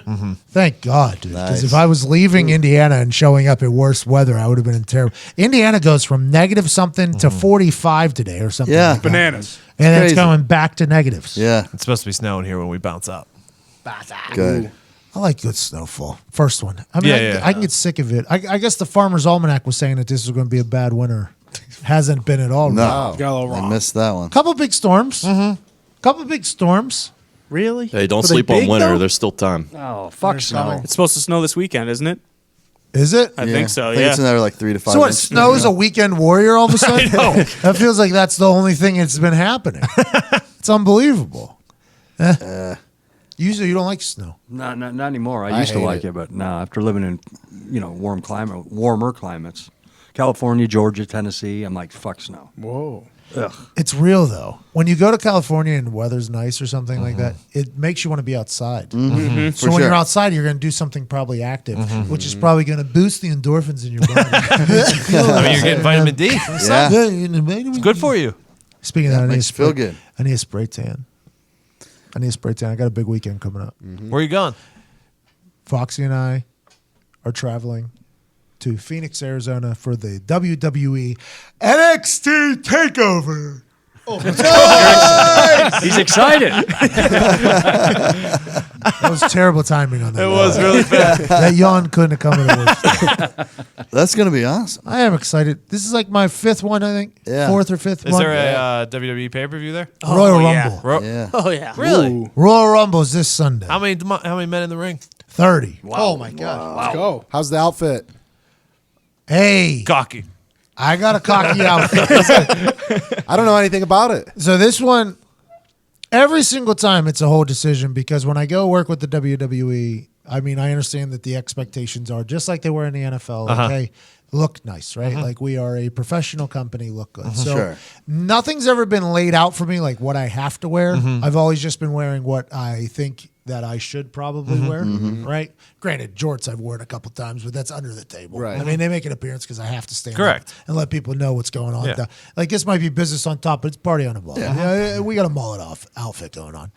So this time I'm going for it. This time Can't wait. Let's go. this time I'm pretty comfortable. I still look professional though.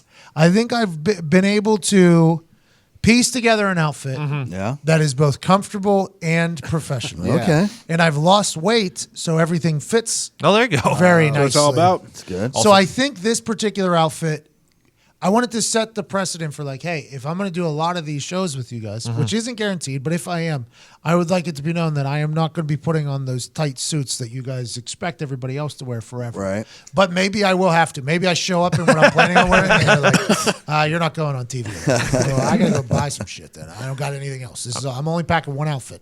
One outfit. I'm sure you know this since you've played in a Pro Bowl there. Exactly the same weekend, actually. It gets cold in the desert at night. It does get going. It gets windy as a motherfucker too. If you drive 2 hours out into the desert to attempt to do football practice, it's going to be miserable. It's going to be windy. It's going to be cold. You got no shot. The NFL did great with that. Shout out for them. Great job for that. So You're a 9 a.m. tea time could be pretty cold. Yeah. Probably be chilly. Never Oh, been to yeah. Arizona. Yeah, we are. We're golfing with AQ Shipley out there Nice. Friday morning. Whenever so That'd be tomorrow cool. morning we're Yeah, it golfing could be a with- little, maybe a 3/4 zip. All right, I like Yeah. that. Something you luck. can peel off halfway through. It's like fall golf. I like that. But without the leaves. You wearing Yeah. shoes tomorrow? No shoes? Bare feet? I'm going bare feet tomorrow. Careful, there's scorpions. Oh, yeah. rattlesnakes. There's Cactuses. Fucking poisonous spiders. I'm putting shoes on. I'm wearing shoes. Check your I would, closets, check your shoes before you stick your feet in them. Snakes is a real deal out there. Oh, yeah. Who? Snakes. Copperhead Road. Snakes. deal. I don't know. I got a snakes. snake in my boot. They'll kill you. I've been thinking of some one-liners for this weekend though. Oh, Okay. yeah. I'll tell you what, that Murder Mountain really helped me out. With that. Nice. I got a lot of questions. I'd be watching that Murder Mountain, and then they'd say something. I'd be like, Let me write that down. Like the one lady or guy said, "Stealth is wealth" up here. Oh, I like that. Oh, that's working its way into the show for sure. For sure. Like if somebody doesn't like to talk a lot, I'm like, I think the motto they live by is "Stealth is wealth," which I found out on Homicide Mountain is not. You can't say Murder Mountain. Cannot say murder. Do you know what time the show is? I think it's at 6:30 Eastern? or 6 o'clock. It seems to be a longer one. This is I got to run a show this morning, and if it's based off of this, it's gonna be a longer one. We're gonna have because they had NXT awards too, so it's like an awards show / pre-show. So I'll be giving out awards. Let's go. Nice. Basically hosting the Oscars there. Yeah. Basically. Congratulations. That's a big deal. Yeah. Good for me, man. Good for you. That's good for you. Who would have thought I've been doing this? Hosting an award show. I'm the third host. I'm on the edge of the table with the least amount of lines. To start, not to finish. No, it's start to finish every show so far. I've been very much on the far end there. Very much on the far end. Every time I go out to these, though, it's crazy. It's just crazy to think about, you know? Because growing up, you watch it, and then you get to experience a couple, and I'm sure it'll happen at some point, but it feels like how I felt whenever I was in the NFL in like my first 6 years, probably. It was like, man, this is awesome. Like I'm having a good, like I'm enjoying, like this is awesome. Like I'm looking around at everything, trying to think like, oh, let me remember that for if I ever tell a story, let me remember that. And then you just see like fucking Stinger come walking by. I'm like, oh shit. And he's like out of his face paint, you know, he's just walking through the hotel with like his wife. It's like, I wouldn't recognize him. well, see, I mean, I would. That's why it's such a big deal. It's like, holy hell, it's all a very wild thing. It's always another mask, right? Well, that's what that one gif. That's what you're talking about. But when I get on those shows, I never know what they expect of me. I never know what they expect. Even now? Well, because if you know anything about wrestling, every commentator, there's one good commentator and one bad commentator, right? The good commentator is on the good people's side. The bad commentator is on the bad people's Makes side. sense, yeah. For me, it's like they don't tell me, they don't do me anything. They're just like, you just act however the fuck you want to act. And I'm like, you got it. So I just start firing shots at Sam Roberts. Yep. Poor Sam. Poor Sam's got no hope there. But I'm like, I don't know if that's. So I literally go in there with zero direction. It's just like, all right, let's see what the brain thinks up here.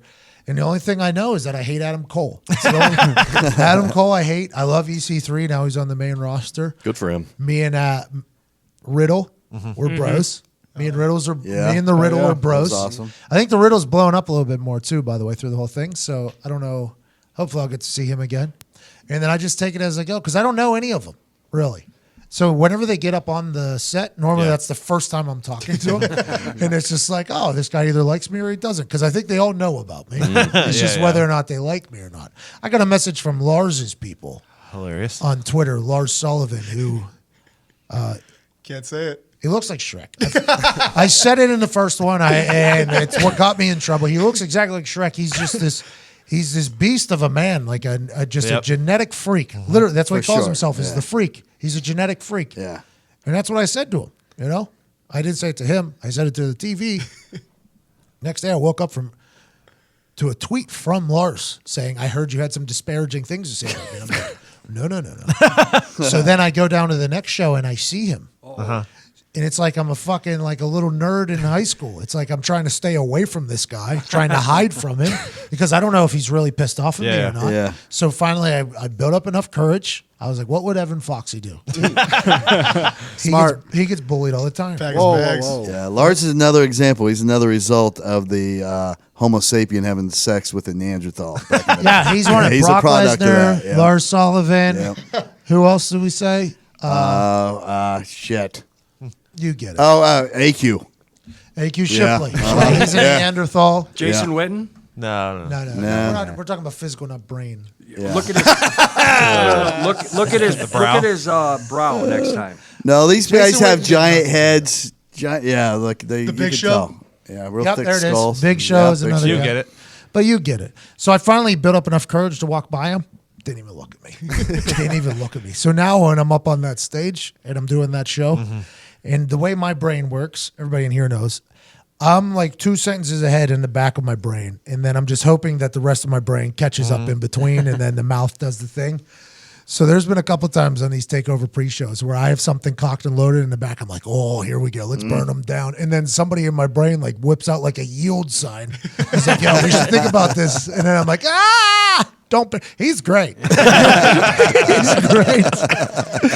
It's fucking awesome, man. It's really cool. I'm excited to get out there. Foxy's coming. Going to be filming behind the scenes a little bit. Foxy got a backstage pass. Oh, there Nice. it is. Yep. First time? Had to take a picture and everything. Yeah, Oh, you cool. had to take a headshot for it. I'll get your creds. Yeah, I'm very excited. Gordon, did you come through with our creds for Super Bowl? Yeah, on the way. Oh, look at you, buddy. What comes first, the cars or the How about the creds? cars? Cars we'll probably get those before the credentials. Cars are soon, boys. Buffalo Soon. Wild Wings. I'm going to be doing some Radio Row stuff. I have that Buffalo Wild Wings thing down at Radio Row both on Wednesday and Friday mornings. So I think I'm going to be on Florio's show on Wednesday. I think he said he's trying to make room. So I guess all these shows get booked like a month out. Sure, yeah. And we're trying to come in here like last Well, that's week. classic. Classic. I'm happy Buffalo Wild Wings on the same page as us. I'm happy Buffalo Wild Wings on the same page as us. But so we're trying to get in. Florio's, they asked Florio if I get on Friday. And I got a text from Florio. It was like, Bud, Friday we got like 35 Hall of Famers coming through the show. Is there any other day you can come? And I'm like, and I do dude, if you can't have me, no worries. Yeah. I'm obviously going to remember that the next time we talk. And he was like, he actually responded like, no. He was like, we'll do something for digital and we won't have any time. I was like, let me see if we can go earlier in the week. So we're going to go Wednesday and Friday. So I'm excited to see what we come up with. And then we're posted up at Topgolf all afternoon, shooting some incredible live stuff with Wrangler. great. I mean, our Super Bowl week is about to be fucking Awesome. dope. Yeah, legit. Legit. Wranglers, we're going live on all of our social medias and YouTube, right? Z? Yep. IG, somebody would have Probably. to hold a I cell mean, it's phone. going to be like it's Yeah, going to be a that's what favorite sucks. stop of all these people that go through on their little media tour. You know what I mean? It's Yeah, going to be one of probably their favorite stop. I mean, I can hold a cell phone for IG.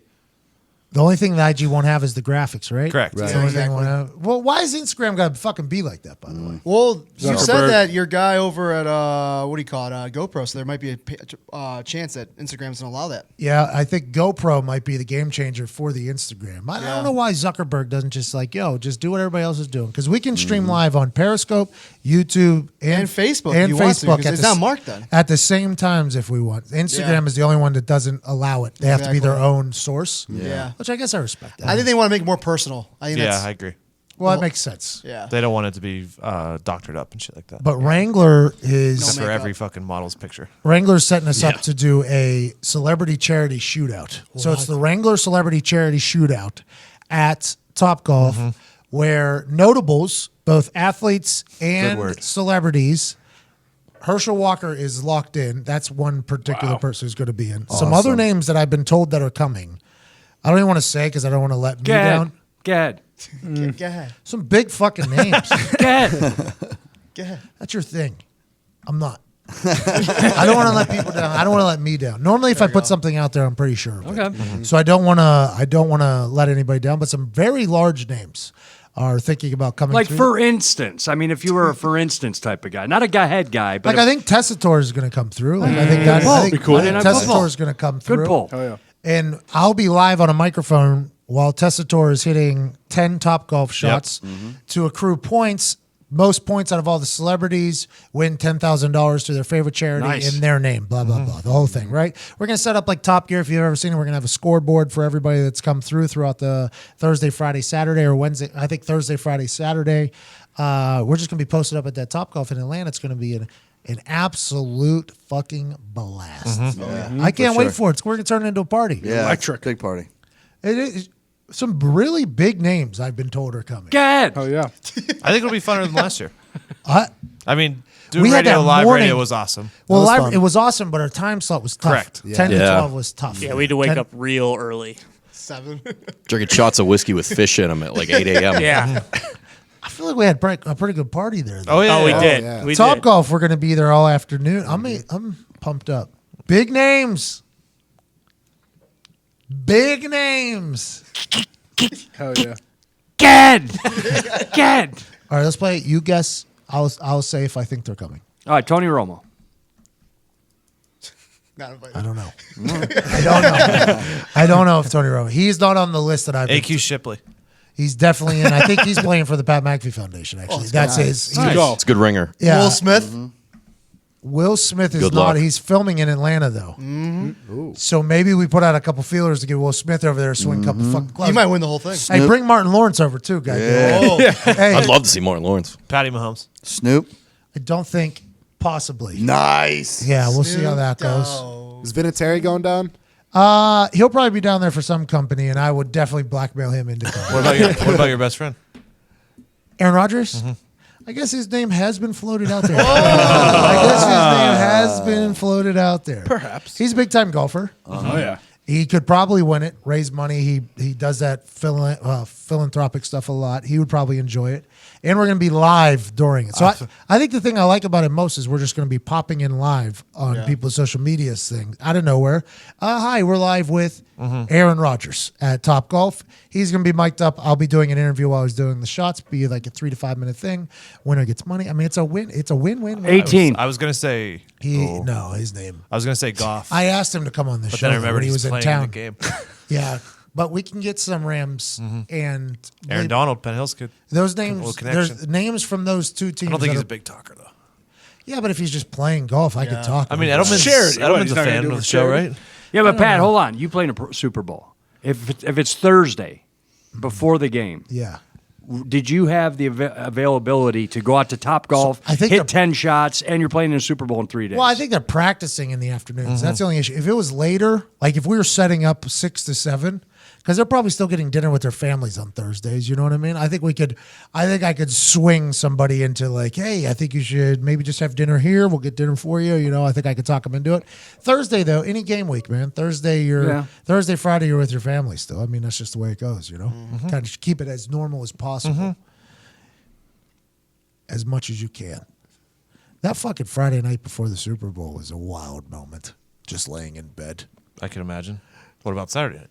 Saturday, we moved to a different hotel because Bill Polian didn't like the hotel we were in. Jeez. He thought the hotel was too loud, so he moved us to a different hotel. So we pick up and move I to feel like another that's a hotel. wild move. Yeah. It was. You were probably really Probably comfortable. would have won if you didn't. Oh.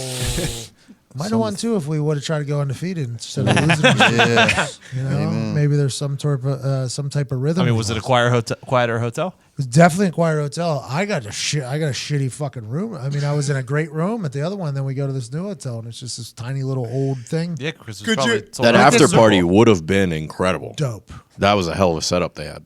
The lobby, the back patio, it was like 40,000 square feet set up for a party, basically, ready to go. Jim Irsay was going to play the guitar, I guess, on stage, I had heard afterwards. I mean, it was Paul going to... McCartney was going to show up. I don't know if McCartney, but I think there was somebody from The Who that was going to come by. I Pete believe. Townsend, yeah. Oh, Yeah, I boy. believe somebody from The Who was going to come.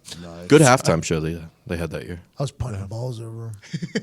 That's pretty cool. I felt like I'm definitely going to go kick balls over What's your meals beforehand, like leading up to it? You just doesn't matter, or I ate the same thing before every single game, both college and NFL. I didn't like eating much before games. yeah, me neither. Rich Rod used to say, "Don't eat a lot so you stay hungry." I think that's a mental thing, not a physical thing. Rich, what you're looking for, you interesting guy.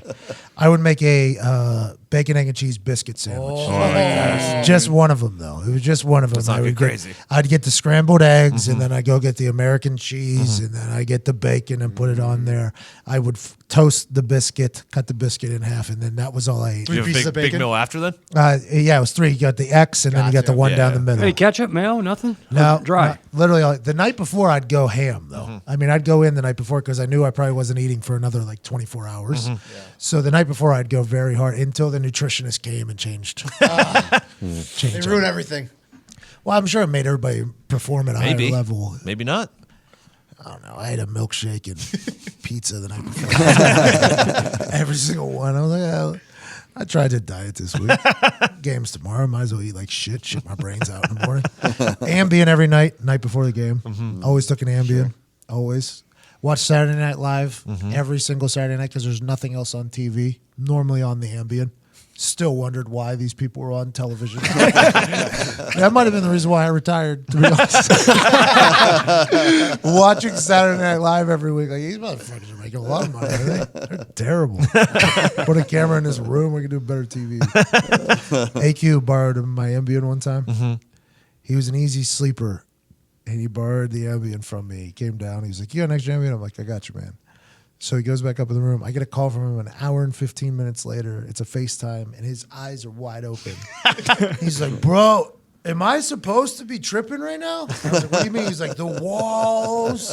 And I was like, what are you talking about? He said, I took the Ambien. I didn't fall asleep. I think I fought it too much, and it feels like this hotel might fall over. I was like, what do you just close your eyes, man. He's like, how? And his eyes are like peeled open. I was like, just lay down, man. It's going to stop. And he was like, I don't know. And he just hung up on me. And then the next morning, I see him at breakfast, and he like walks in. You know, he's got his fucking Crocs on. Squeaking around. Yeah, I'm like, how did it end last night? And he was like, I'm never doing that again. It's like, good to see you, buddy.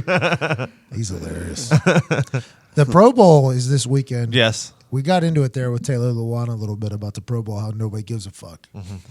And how he is literally bartering deals for DNs. My Pro Bowl experience was not a great one. I mean, I did not love it. I did not enjoy it. And Clay Matthews tried to fucking ruin it completely. I mean, Clay Matthews attempting to block a punt in a Pro Bowl is the biggest hard-o move I've ever experienced in my entire life. Easy. Scumbag. I like Clay Matthews. Is it harder than Sean Taylor absolutely wiping out? What's the name? See, but he was- It's a fake punt. But he was actually running. Yeah, right? yeah. Like, he's actually running. Now, granted, I feel like Mormon should have maybe zigged at some point.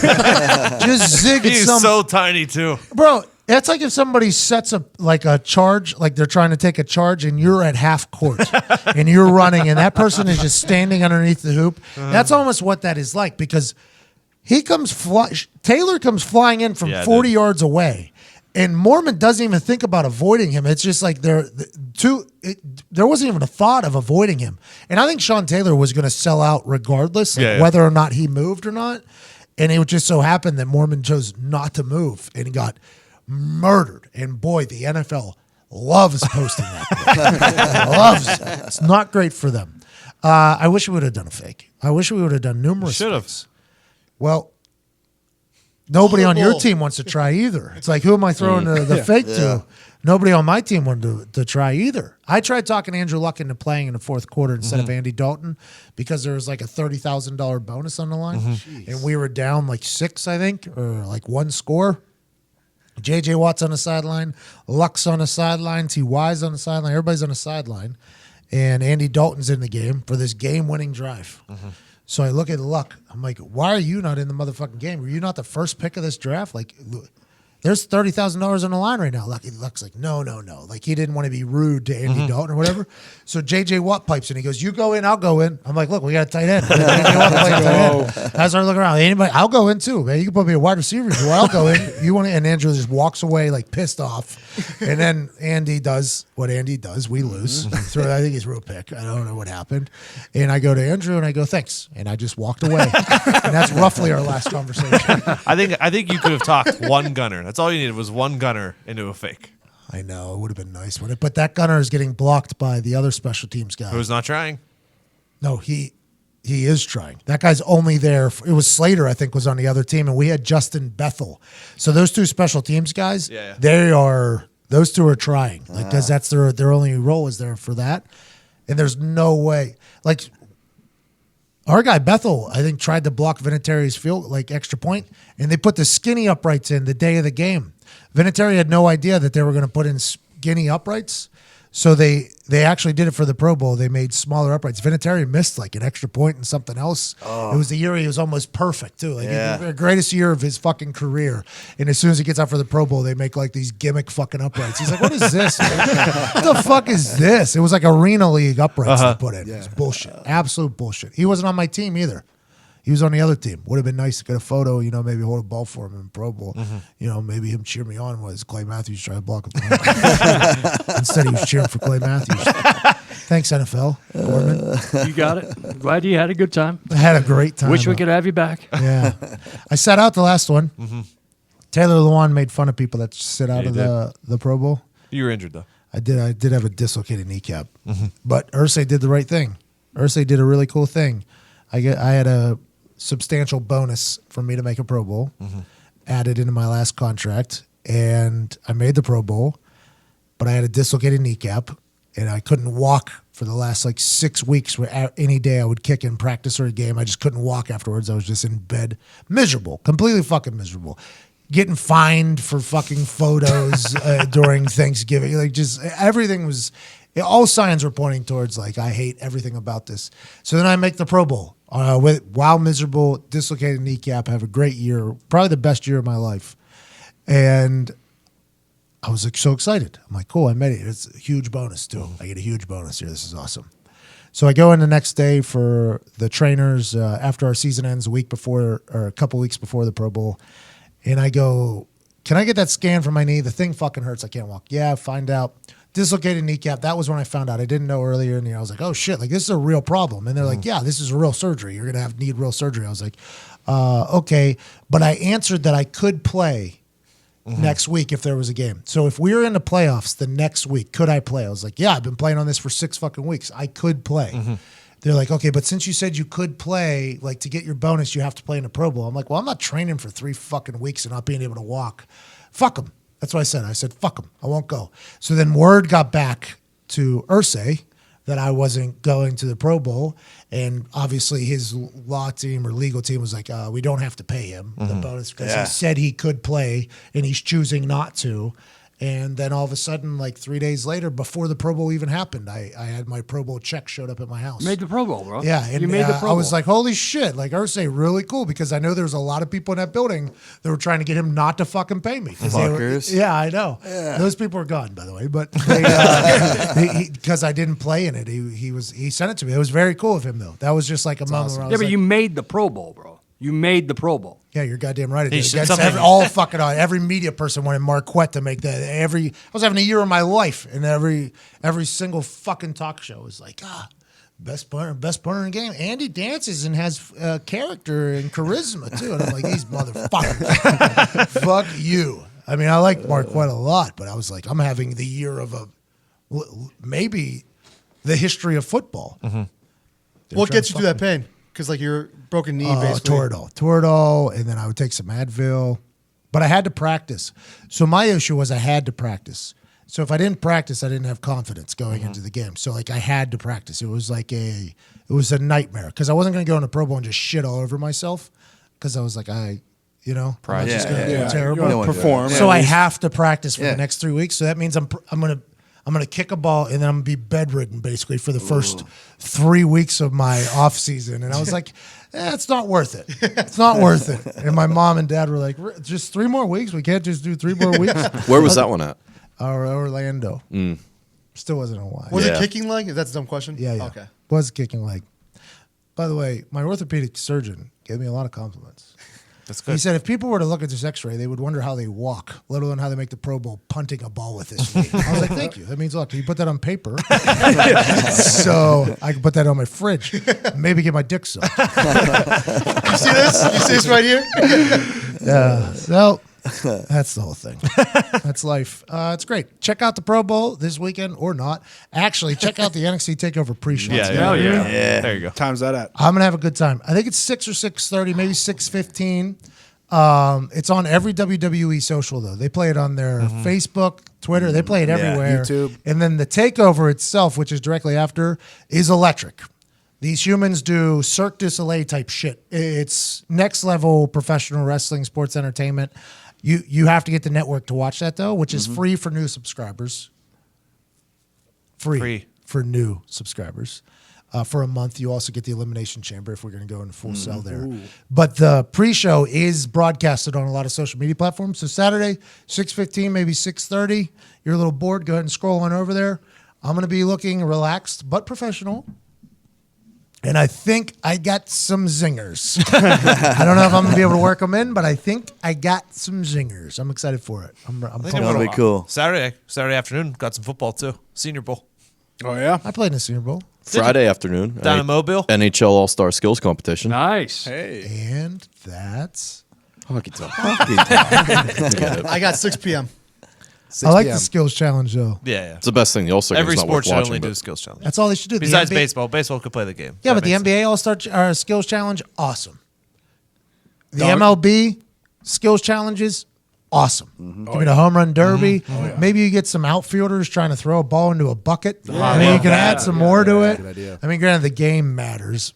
Whatever. No, it doesn't anymore. Not anymore. Yeah, doesn't. So the game decide. doesn't even matter. No. Like the NFL, just give them a bunch of skills challenges because there's enough pride in those locker rooms. You can get some people to try in these skills challenges. Like who's the fastest guy in the NFL? Which they used to do the fastest. The fastest guy in the NFL is going to want to prove that he's the fastest guy in the NFL. It's just the way every single conditioning, every single workout ends is if somebody says they're the fastest, who won it, this is just standard operation that they race. It's just the only way you handle it. Why not take advantage of that, knowing that they're going to give effort and pride is on the line? Maybe give them a little extra money for Yeah. it. Let them do that. Would you watch Fastest Pitcher? Yes. I mean, if a pitcher is They would about never do that. Never. Yeah, They'd no, fucking Terry. pull fucking Tommy John right after. Hey, if they did longest punt, you're probably going to that Pro Bowl for 3 sure. weeks later. Well, and I wanted to do the quarterback. I asked if I could get in the quarterback challenge because that was the first year where they started with the real quarterback thing. And I was like, oh, I would like to be in that. Is there any way I could be in that? And they were like, quarterbacks only. I was like, okay, and I can't walk. I'm fucking out. I am out. I like the NHL skills challenge because they do hardest shot and shit. yeah, hardest shot, fastest skater, all that good stuff. Accuracy. Accuracy's my favorite. When they're breaking plates. Oh yeah. Love it. I like the NHL skills challenge. Who's the guy that we had on? Jonathan? Todd? John Scott. John Scott. Todd.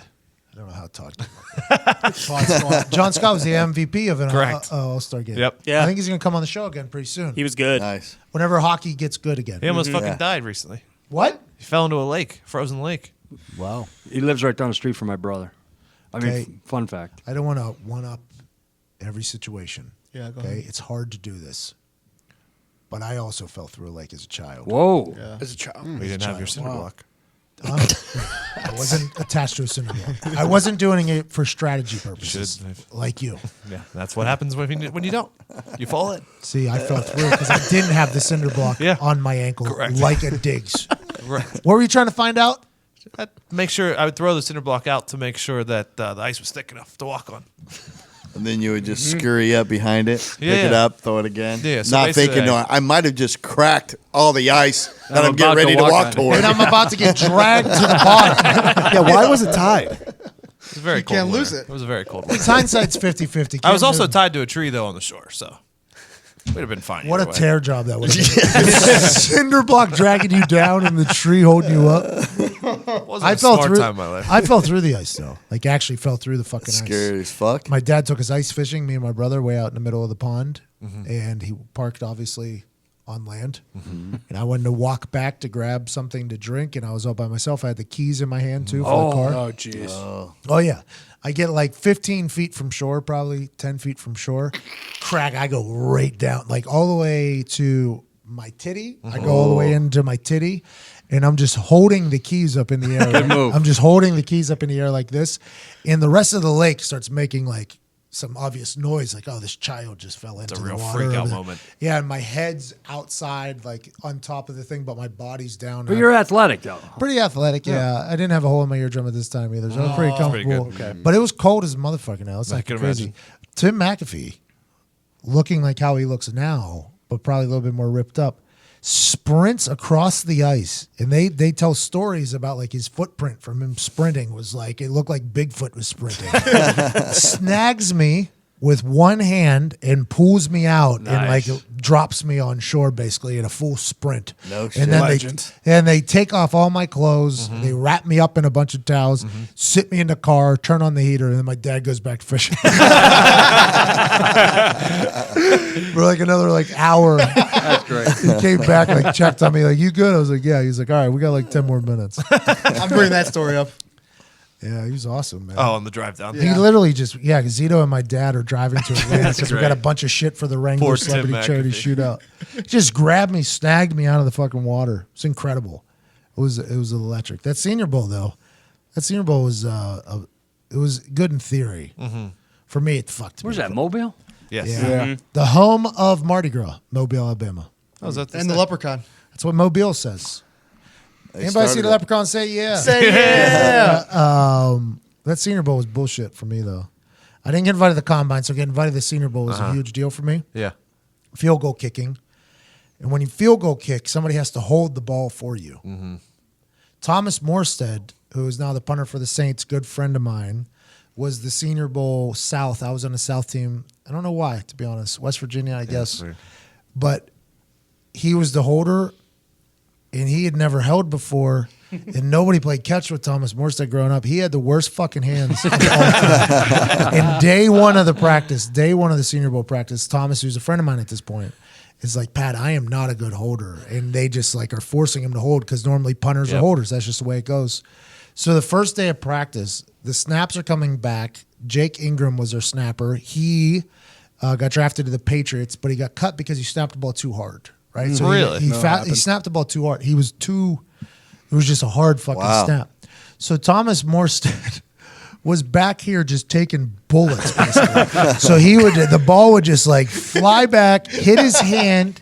Jake Ingram, he was a talented guy. Something happened to him. I don't know what happened to him. Something happened to him, but he snapped the ball way too hard. Like people told him that. It would hit Thomas's hands. It would bounce on the ground. And he would pick it up and hold it, and then I would kick. And this is my only time to kick for NFL scouts, right? Only time. This is it. So we would have like 7 minutes before practice starts when the scouts are at the field for the field to be used for special teams. So punt and field goal has to happen at the same time. This is the only time the scouts are going to see you. Even if the field is empty for 2 hours before the practice starts, there's no scouts there. It's just me on the field. So these field goal periods turned into these it was like a circus. The ball gets snapped back, it hit Thomas like in his fucking face, and then he put it down, and then I would kick it, and it was like I did pretty well. I was making kicks; they were going through, but it wasn't like a NFL ball, like it wasn't going. It was a tough thing. Whenever you have a bad hold, it's a tough operation. Thomas felt so terrible. Like Thomas felt so bad because he's such a nice guy. He has since learned how to hold. He holds now, but for the first 5 years of his career, he didn't hold. They had who's the guy that played for the Bears? Mitch Daniels. They had Mitch Daniels hold it. Chase Daniel. Chase Daniels. Mitch Mitch was the governor of Indiana. Former governor. They had Chase Daniels holding because Thomas couldn't hold. He couldn't catch. So it was a complete shit show. Complete shit show every single time. And then during practice, there was nowhere to kick. So I was just standing on the sideline for 2.5 hours while this practice was happening. Nobody talking to me. Just standing there. Just me and Thomas Morstead just standing there for 2.5 hours. And then we get on a bus, go back to the hotel. Nobody would talk to me. Go to my room. Wake up. Next day, I have 7 minutes to kick in front of the scouts. Holder can't hold. Got no shot. Got no fucking shot. Got no shot. So during the practice, I started like playing catch with Jake Ingram. And I started doing like one-handed snacks. I was like, at least I could show off that I'm a little bit of an athlete, throwing the ball. So then I get back after one of the practices, and one of the scouts from the team asked me if I was taking it serious enough since I was playing catch during practice. And I was like, well, I thought it was a way to kind of stay active since I couldn't kick any balls. He was like, oh, okay. And then he walks off. So I'm like, oh, there it is. I'm not going to make the NFL because I played catch. So in my mind, the Senior Bowl was like this huge opportunity for me. It was like the biggest thing ever. I'm going to go kick a couple 70-yard field goals. I'm going to fucking just bomb it here. We'll do good. I'm not going to the combine, so this is my only shot. And in turn, it was just like the biggest clusterfuck in the history. I talked to the Cincinnati Bengals coach. His name's Darren Simmons, I believe. Darren Simmons, friend of mine now. He was the coach of the North. The Bengals were the coach of the North, Jaguars coach of the South. They had just fired their special teams coach too, so we didn't have a special teams coach. So literally, it was just it was a full-on waste of fucking time. Yeah. So we did meetings with the North coaches though, because they couldn't see the practices because they were with the North team the entire time. So I sit down with Darren, the Bengals special teams coach, and he goes, "So what are you? Are you a kicker or are you a punter? Because you got to be one or the other." I was like, I don't know. I think I can do both. I think I have the talent to do both if I was given the opportunity. I think. He said, well, you're in the Senior Bowl as a kicker. So if I were you, I would never punt a football again. That's what he said to me, exact words. Okay. So I was like, all right, I'll take that to heart. I appreciate you so much. This is an NFL special teams coach. This guy is a big deal, And I was like, he starts talking to me more because I could tell he was a guy, like a good guy, We were having good conversation. He was a good dude. And he was like, I run the drills at the combine too. I'm excited to see you. I was like, I'm not invited to the combine. He was like, how are you in the Senior Bowl and you're not invited to the combine? You have to be the only person in the Senior Bowl. I was like, I am. Yeah, I actually am. I am the only person in the Senior Bowl that is not going to. I think it was like me and maybe one other person. He was like, I'm going to try to get you in there. I was like, thank you. He tried. It didn't work out. So I didn't punt. I didn't punt. I didn't do it. I was like, this NFL coach just told me not to do it. Focus on this. We'll do this. So then obviously the coach drafted me to punt. It's like a whole fucking mother. Like, oh, okay, we got to punt. And then our first preseason ends against the Cincinnati Bengals, right? And by that point, I had already won my job. They cut Tim Masthay. The first preseason game, I hit 2 60-yard punts. Like my first 2 punts for the Colts were 60 yards and like 63 yards. Wait a minute, Tim Masthay. Yeah, he's punter for the Packers. He was on Well, Hunter Smith was Hunter than you, wasn't it? Yeah, Hunter was cut. Tim Masthay was brought in to compete against me my rookie year. Gotcha. Special teams coach told me to my face, I wanted them to draft Tim. Bill Polian wanted you, so we're bringing Tim in to compete with you. I was like, oh, thanks, man. Appreciate that. Nice. Fucking confidence. I Yeah. also have to learn how to fucking punt. Tim is a natural punter. That's awesome. So that whole thing happens. Then we go through. I win the job. Second game was average. I was trying to hit another 60-yarder. So it was like I didn't do as great. Third game I did well. Final games against the Bengals. And in warm-ups, Darren, the special teams coach for the Bengals, walks over to me, and I go, well, thank God I fucking punted a ball again, huh? I would have had a fucking job. And he starts laughing. He said, I would have never guessed. And he and I just have from that moment forward, it's like a really good, really cool relationship. And Joe DeCamillis, who was with the Cowboys, he wanted me to do all three. He wanted me to come kick for the Cowboys and then eventually punt and kick off. And every time we played against Joe DeCamillis in any team that he was coaching for, he was like, I still think you could be the guy that could do all three. I'm like, thanks, but my knees are saying no. So I still have a little unfinished business with field goal kicking. We talked about this the other day. If this business has a good run for the next 5 to 10 years and we make enough where I can cash out, I would not be surprised if I kick a field goal for some league somewhere, probably the NFL if I can build up these legs long enough. But yeah, the whole Senior Bowl to NFL process was crazy. And then I missed the fucking flight to the ESPN Skills Challenge the day after the Senior Bowl because we shut down fucking Mobile, Alabama. Me and Jake, the long snapper, went out with my dad and some other people, shut down the motherfucking bar. Flight was supposed to be at 7 a.m. out of Mobile, Alabama to Orlando for the ESPN Skills Challenge. I didn't wake up till probably 8:30 to 9. I look like a terrible person. I was like, great. I just had the worst week of my life, and now I just missed the flight for an ESPN thing. There's no shot I go there, but we burned that town down. We had a good time. I showed up 20 minutes before the skills challenge started. I didn't even know the rules. I had to ask fucking for the rules. Graham Gadoz, and I was like, what are the rules?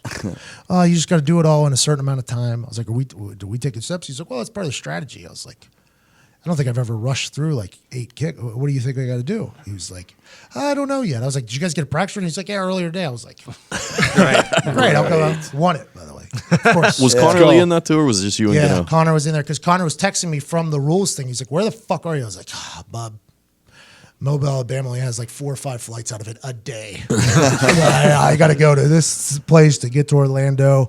Connor was like, all right, here's the rules, basically breaking it all down to me. I missed all the swag, so they gave out a bunch of swag to everybody. Oh, no. But by the time I got there was none left. So it was like, it was already picked through. Everybody went back for their second. So I got nothing. I got nothing from the ESPN Skills Challenge. A couple smalls left. Yeah, exactly. I got a size 15 Under Armour shoe, size 15 Under Armour boots.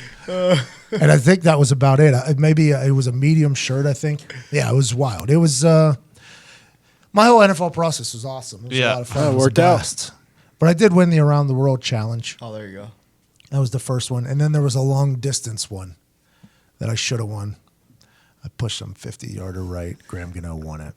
But I was swinging, though. I was still partially pretty hungover from Mobile. I bet, yeah. So the swing lube was, when Was you're in there. golfing, it was still in there. I was whacking footballs. That Around the World thing was pretty cool. I think we still have my parents have some footage of it.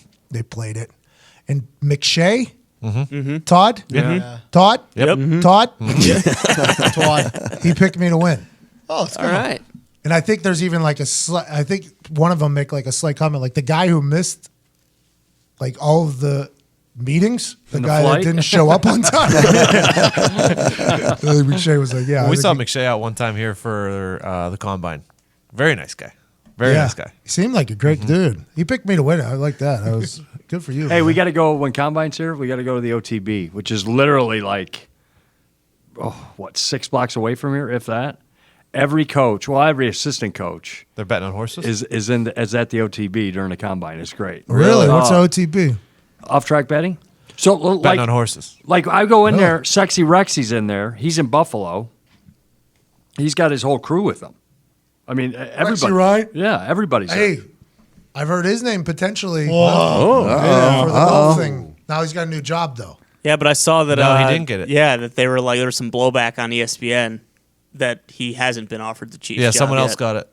So he was trying to do the classic Gruden. Someone else was off. Rex Ryan was trying to do the classic Gruden, where Gruden would always Spagnuolo. tell. There it is. Yeah, Spagnola's supposed to. Gruden would always release information that some team was looking Yep. to hire him through ESPN, and then ESPN would have to renegotiate his contract for Monday Night Football to pay him more. Rex Ryan was trying to do that. I think so. Yeah. Okay, I just want to let you know that if Rex Ryan is doing this Wrangler thing, we will get to the bottom. We will get to the bottom of that.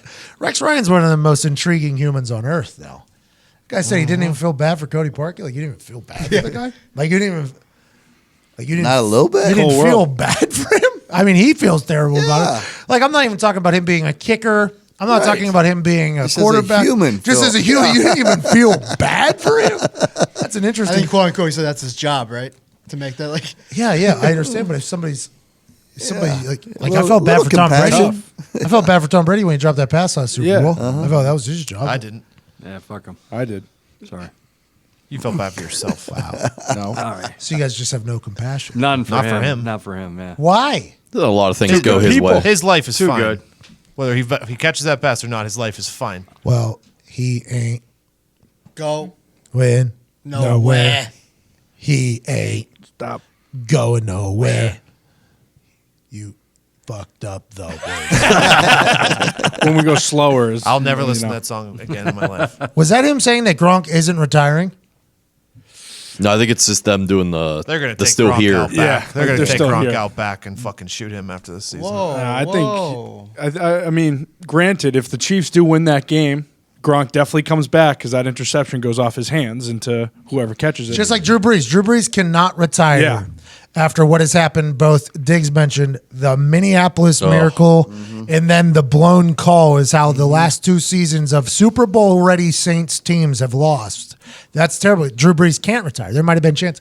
Gronk, same thing, couldn't retire there if that happens. But now, I mean, bet 3 Super Bowls in a But row. that you might as song well. does says, "We ain't Going. nowhere." This year. That's why they were going to put that in. No, but then it says, but then it says "Bad Boys for Life." You Still know, Bad Boys for life. Todd, I didn't know you had rap skills. Oh, yeah. Gonna break them out. your fucking radio voice. That's right. Best. It is the best. Those rap skills. Have an incredible weekend. We all appreciate you so much. Heartland Radio 2.0 tomorrow. Big thanks to Taylor Lewan. Hashtag Endgang, hashtag Endgame. Send us in what you think my outfit looks like. He or she who is closest to what my actual outfit looks like will win a $100 gift card to store.pep. Nice. Look at you. Where you can buy a pub membership. Oh, yeah. Big time. Sales dwindling. It's almost like they're at capacity. Comes with a T-shirt.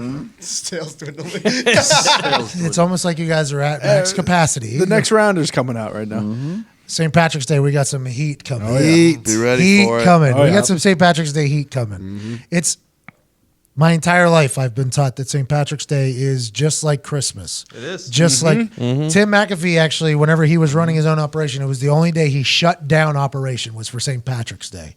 This is a huge holiday for this business. St. Patrick's Day is a huge holiday. It's for beer this- Christmas. And it's our job to supply you with incredible stuff to wear so you can win St. Patrick's Day just like we're going to for the 31st straight year. Gorman, Hell yeah. I don't know about Gorman. Well, the last St. Patty's Day that I celebrated, I spent, 22 hours in jail. So, I mean, I don't look at it fondly as you guys. By the way, that's St. Patrick's Day. Those types of things can happen to St. Patty's. You just Part of gotta the go- fun. And as somebody who has celebrated St. Patrick's Day in Ireland and in America, Nice. very happy that I'm celebrating it in America. Ireland, they do celebrate it, but it's like all night before into the morning, and then a parade happens and everybody sleeps. So like I was in a town where the night before the bar was open all night. We're at the bar all night, and then the morning you're like trying to keep it going, and then the parade happens, and then the entire town is quiet. Everybody just goes to sleep right after that. So it's much different. Yeah. You know, St. Patrick's Day is a kegs and eggs Right. holiday here in America. There in Ireland, they go all through the night. Now, granted, some other towns in Ireland might do it differently. That was just the town that I was in. And I was also called a stupid Yankee 45 times. Stupid Yankee. You don't even like the Yankees. Every one of What's them. that? You don't even like the Yankees. I don't mind the Yankees, just for future reference. That wouldn't happen in Italy, by the way. No, we would never do that. Ireland was the worst I've been treated, aside from France, obviously. Paris, I was treated. Because if you want to know how somebody feels about America, I've said this. You just send me into that country because I look exactly like a stereotypical American. Everything I wear is stereotypical American. The way I carry myself is a stereotypical American.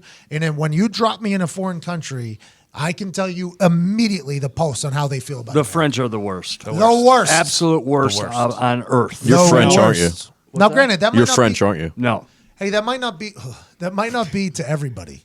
No. But as a stereotypical looking American, I have been treated very poorly in the French country, the France country. Yeah. Morocco, a French speaking country, treated me well. They liked I was treated everywhere well everywhere except for France. Yeah. Fuck them. Do you add an that's- accent when you're over there so they don't think No, you're I don't. American? No. I do. See, when I Which walk- is a shame because You're- Paris yeah, is but- gorgeous. Yeah, but I think when you're over there, you kind of have a little like Middle Eastern thing going on. They're probably scared a little bit. I have an American accent there. Yeah. Yeah.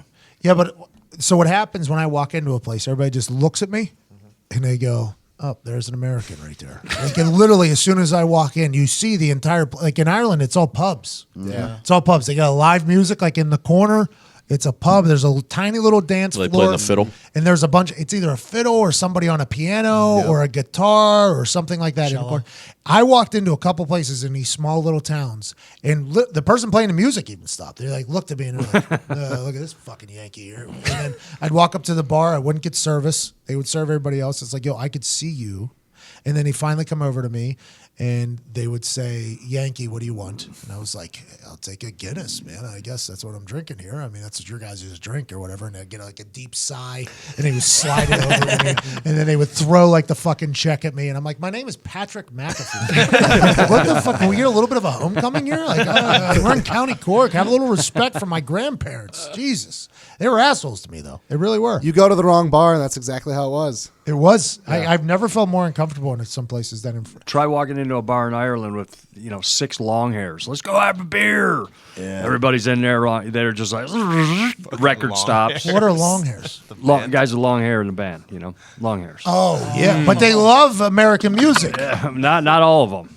The lead singer was hawking loogies was spitting on the window because we were treated so bad. So that's the reason why Yeah, exactly. because you're fucking people. Not Long mine. hairs. Long hairs. Yeah. Ruined it for all of us. That's what you guys call the band's people, the long hairs? Yeah, long hair. Grab a long hair. We got it, yeah. So you're the reason why I was treated like shit now. Probably. There was one guy that like followed me out. I went to another place and he like followed me into the place. That was a And they're buddy just of that's mine. the guy. And I was like, why are you? I actually stopped and told the guy, I was like, why are you following me, man? And he was like, hey, I'm not following you, mate. And I'm like, yep, you clearly are.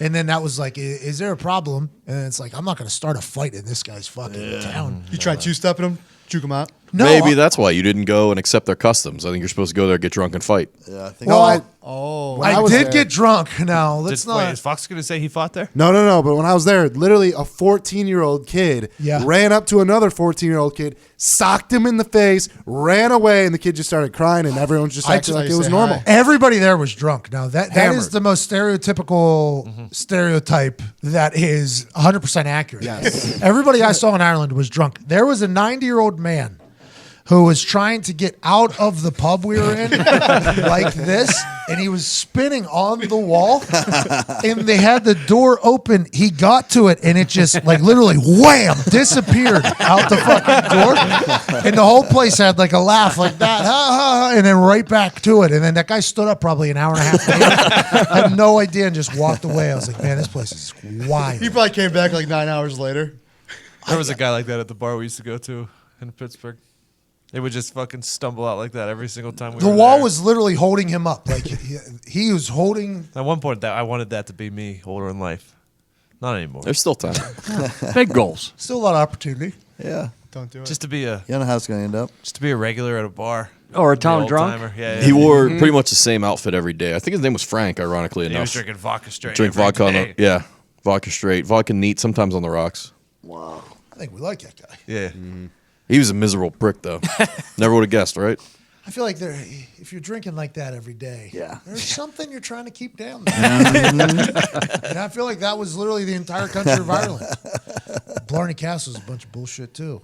Didn't Don't go see see the Blarney Stone. Yeah, we Gotta skipped kiss it. You got to kiss the Yeah, but you got to Stone, stand in it. What they don't tell you about is this circular stairs way that you have to do in an old time castle. Yeah. That's built for fucking like Small Foxy people. to get through. Yeah. And you just got to go like inch by inch because there's an entire line of you Americans trying to kiss this little fucking stone that literally they do this to. Kiss it. Yeah. And Then you walk and then. You Kiss know, it. locals are fucking spitting on that too because they know Americans are coming to kiss it. oh, they shit on it Yeah, at but night when it's they closed. got a little towel that they do this to, so I know it's clean. That'd be You know, funny it's- if there was an elevator for locals and they just put all like the all the Americans go up that stairway. That was where I saw the blind guy. I saw a blind guy sightseeing. I lost my fucking mind. Have a great weekend. Everyone Roll Radio 2.0 tomorrow. Cheers. Everyone look to your left. You guys look.